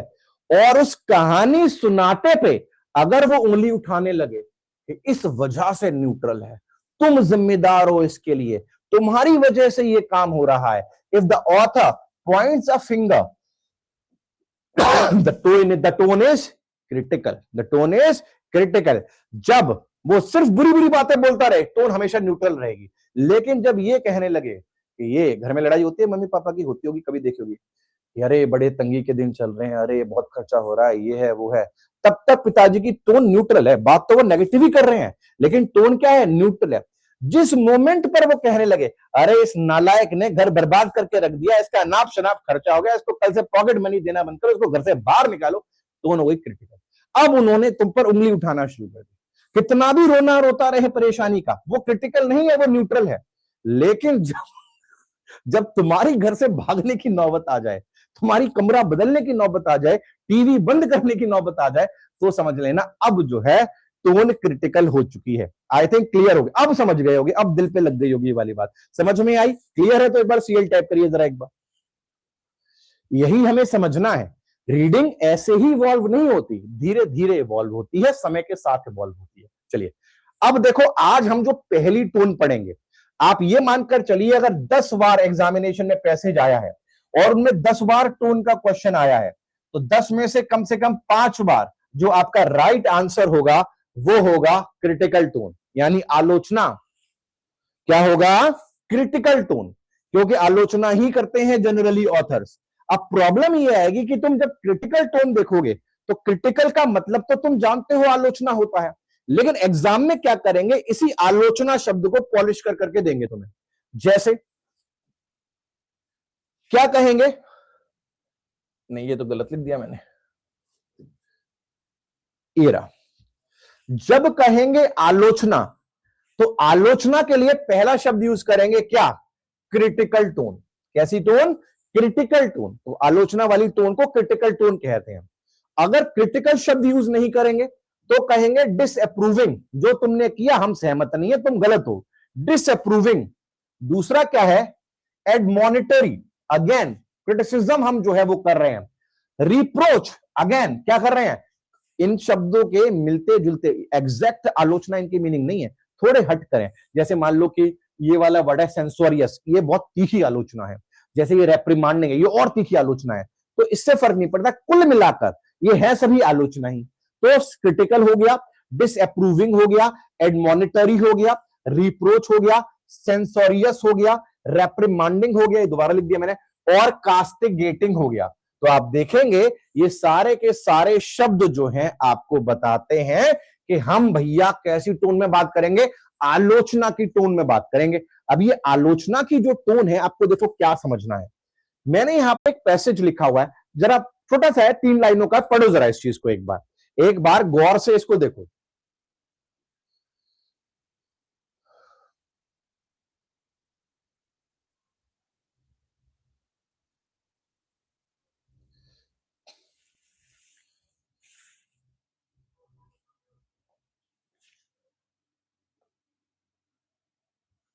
डीपीपी में तो मैंने तुम्हें क्लास में करा रहा हूं क्वेश्चन, कैसी बातें कर रहे हो तुम। मैं वही कहूंगा, बहुत ज्यादा पेसिमिस्टिक मत रहो अपनी तैयारी को लेके। क्या होता है ना, जब हम नया कोर्स शुरू करते हैं ना तो हमें लगता है सब हो जाए। मैंने शुरुआत में क्लास की यही कहा था, सब नहीं होगा। आपके कुछ असाइनमेंट शीट से डाउट्स आएंगे तो भैया नेचुरल है, 50% आएंगे, नेचुरल है। फूफा जी मत बनो, खुद को बेचारा मत समझो मेरे भाई, नहीं तो फिर मैं आखिरी में दूंगा फिर तुम्हें असाइनमेंट शीट की, तुम रोते ज्यादा हो इसलिए। ये अच्छा जिस दिन दे दी अगले दिन सॉल्व करवा दी, नहीं, मैं पहले दे रहा हूं इसलिए ताकि तुम फ्री ना बैठो। जो कंटेंट पढ़ा है उसको प्रैक्टिस करो, प्रैक्टिस तभी करो जब पॉजिटिव रहो। पॉजिटिव कब रहोगे, मान लो आधे होंगे आधे नहीं होंगे, डाउट क्लास में देखेंगे, क्लियर है। चलो पढ़ लिया, देखो क्या कहा जा रहा है, the governments digital education initiative दो एम्बिशियस। हालांकि जो सरकार का डिजिटल एजुकेशन इनिशिएटिव है, हालांकि तो है एम्बिशियस, लेकिन क्या हो गया, फेल हो गया। मतलब क्या हो चुका है, फेल हो चुका है, डिजिटल डिवाइड को दूर नहीं कर पा रहा। ये क्या है, ऑथर का ओपिनियन है। सरकार तो कह रही है बड़ा अच्छा है, लेकिन ये भाई साहब कह रहे हैं कि नहीं, फेल हो गया। ओपिनियन है, कैसा ओपिनियन, नेगेटिव, क्रिटिसाइज कर रहा है भाई साहब। आगे देखिए, द एडमिनिस्ट्रेशन रिपीटेड निग्लेक्ट। अब क्या कर रहे हैं, फिर ओपिनियन दे रहे हैं, आरोप लगा रहे हैं कि जो एडमिनिस्ट्रेशन है ये बार बार निग्लेक्ट कर रही है एनवायरमेंटल सेफगार्ड्स को। यानी आरोप लगा रहे हैं, ओपिनियन दे रहे हैं, उंगली उठा रहे हैं, किसके ऊपर, एडमिनिस्ट्रेशन के ऊपर। उसी तरह से तीसरे में आइए, corporate pledges towards sustainability often appear impressive on paper. जो कॉर्पोरेट प्लेजेस होती हैं वो सस्टेनेबिलिटी को लेकर पेपर पे तो बढ़िया लगती हैं, लेकिन हिस्ट्री दिखाती है कि जो ये कमिटमेंट्स हैं ये एक बार डूब जाते हैं, एक बार प्रॉफिटेबिलिटी खतरे में आ जाती है। तो अगेन फिर दे रहा है, फिर क्या कर रहा है, अपना ओपिनियन दे रहा है। तो ये सारे के सारे शब्द जो हैं ओपिनियन हमें देने के काम आ रहे हैं। क्या देने के काम आ रहे हैं, ओपिनियन देने के काम आ रहे हैं। और जैसे ही ओपिनियन आने लगे और वो ओपिनियन नेगेटिव आने लगे, उसका मतलब है कि आपको चूज किस में से करना है। इस पेज को इग्नोर कर देना, ये मैंने कल की क्लास के लिख दिए हैं गलती से।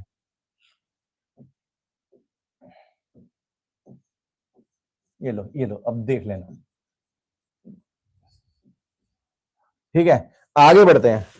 तो ये जो है आपको क्या रखना है, ये हमारी क्या है, ओपिनियनेटेड टोन जो है नेगेटिव में आ रही है। क्लियर है, आई थिंक सभी को क्लियर होगा। क्लियर है, चलिए अब जरा इस पैसेज को पढ़ेंगे सारे के सारे। अब जरा इस पैसेज को पढ़ेंगे, फिर हम क्लास क्लोज करने वाले हैं, इसको कल के लिए छोड़ेंगे। जरा इस पैसेज को पढ़िए, बस मुझे इतना बताइए कि प्लस है या माइनस है। पूरा पैसेज ना भी समझ में आए तो जो टुकड़ा समझ में आ रहा है उससे बताओ प्लस है कि माइनस है।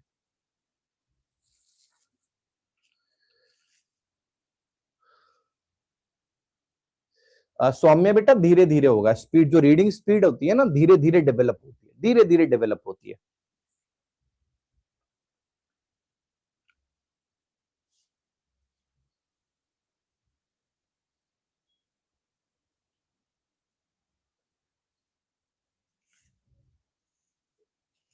पढ़ते हैं, ठीक है।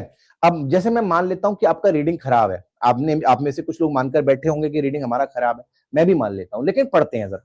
The initiative addresses long ignored steps. ये जो इनिशिएटिव है ये एड्रेस करता है, मतलब समाधान निकालता है जो इतने लंबे समय से गैप आ रहे थे किसमें, रूरल हेल्थ केयर में।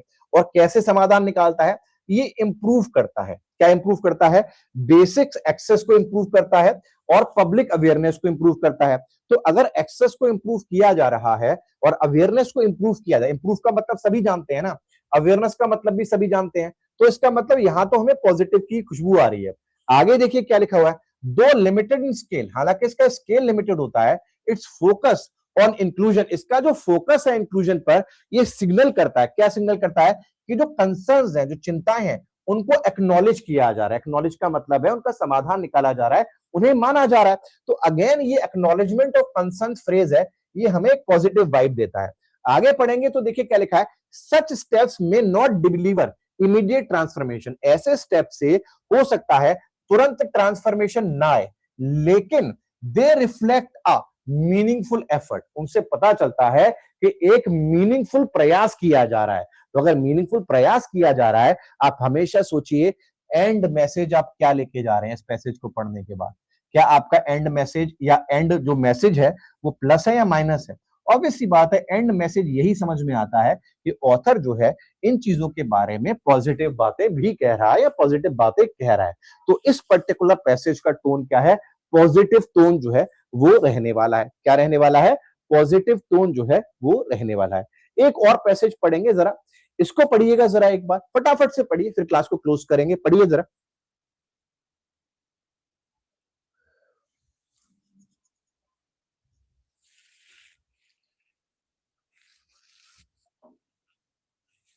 रीडिंग में जिसको दिक्कत आ रही हो एडिटोरियल लगाओ कंसिस्टेंटली, और कोई सोल्यूशन नहीं है, कंसिस्टेंट पढ़ो। पढ़िए जरा। The reform presents a remarkable, remarkable एक अच्छा वर्ड होता है, हमने क्लास में रिमार्केबल परफॉर्मेंस, यानी कुछ अच्छी खुशबू आ रही है।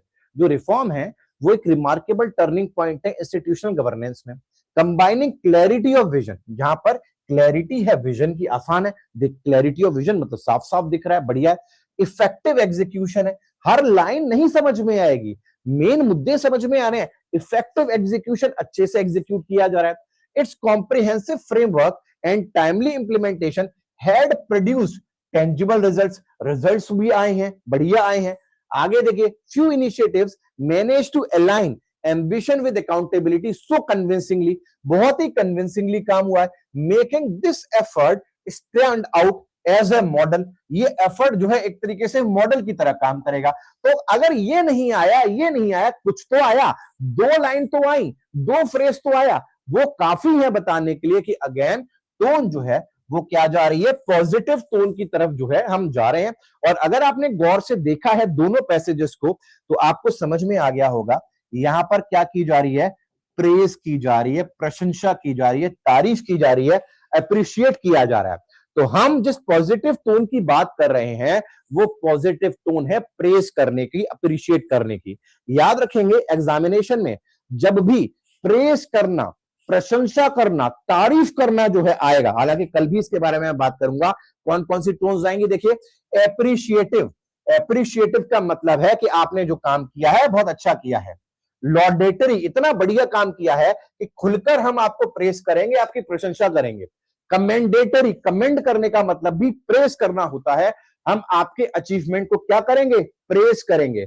योलॉजिस्टिक, योलॉजिस्टिक का मतलब होता है बहुत डीप रिस्पेक्ट आ गई है हमारे दिल में आपके लिए, बहुत ज्यादा तारीफ कर देंगे आपकी। एडमायर का मतलब प्रशंसा ही होता है। तो घुमा फिराकर सारे के सारे शब्द प्रेज शब्द के ही सिनोनिम्स हैं। जब आप कल आएंगे और जब मैं आपको कल प्रैक्टिस करवाऊंगा तो आपको ये सारे वर्ड्स अपने फिंगर टिप्स पर होने चाहिए कि these are the words that reflect positive meaning and these are the words which reflect negative meaning.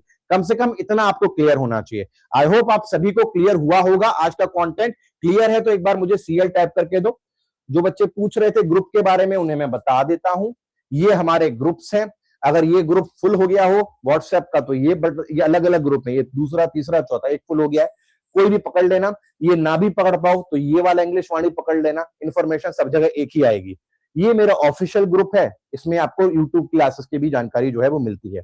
I hope clear हुआ होगा। कोई सवाल मन में है तो पूछ लो एक बार, उसको भी टैकल कर लेते हैं एक बार। तीनों फुल हो गए क्या?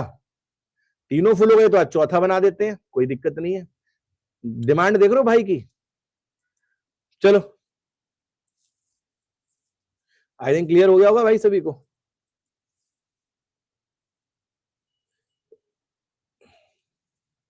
आपको मेरा जोक कैसा लगा इंस्टा पे? यार मैंने जोक देखा नहीं तेरा। चलो कल क्लास देखता हूं, शेड्यूल में है तो होगी, नहीं है तो नहीं होगी। रिवाइज कर लेना, कल एडिटोरियल सेशन जरूर लगाना सारे के सारे। Thank you very much all of you. और जितना बढ़िया रेटिंग होगा कोर्स का उतना ही बढ़िया कंटेंट भी मिलेगा, ये भी याद रखना।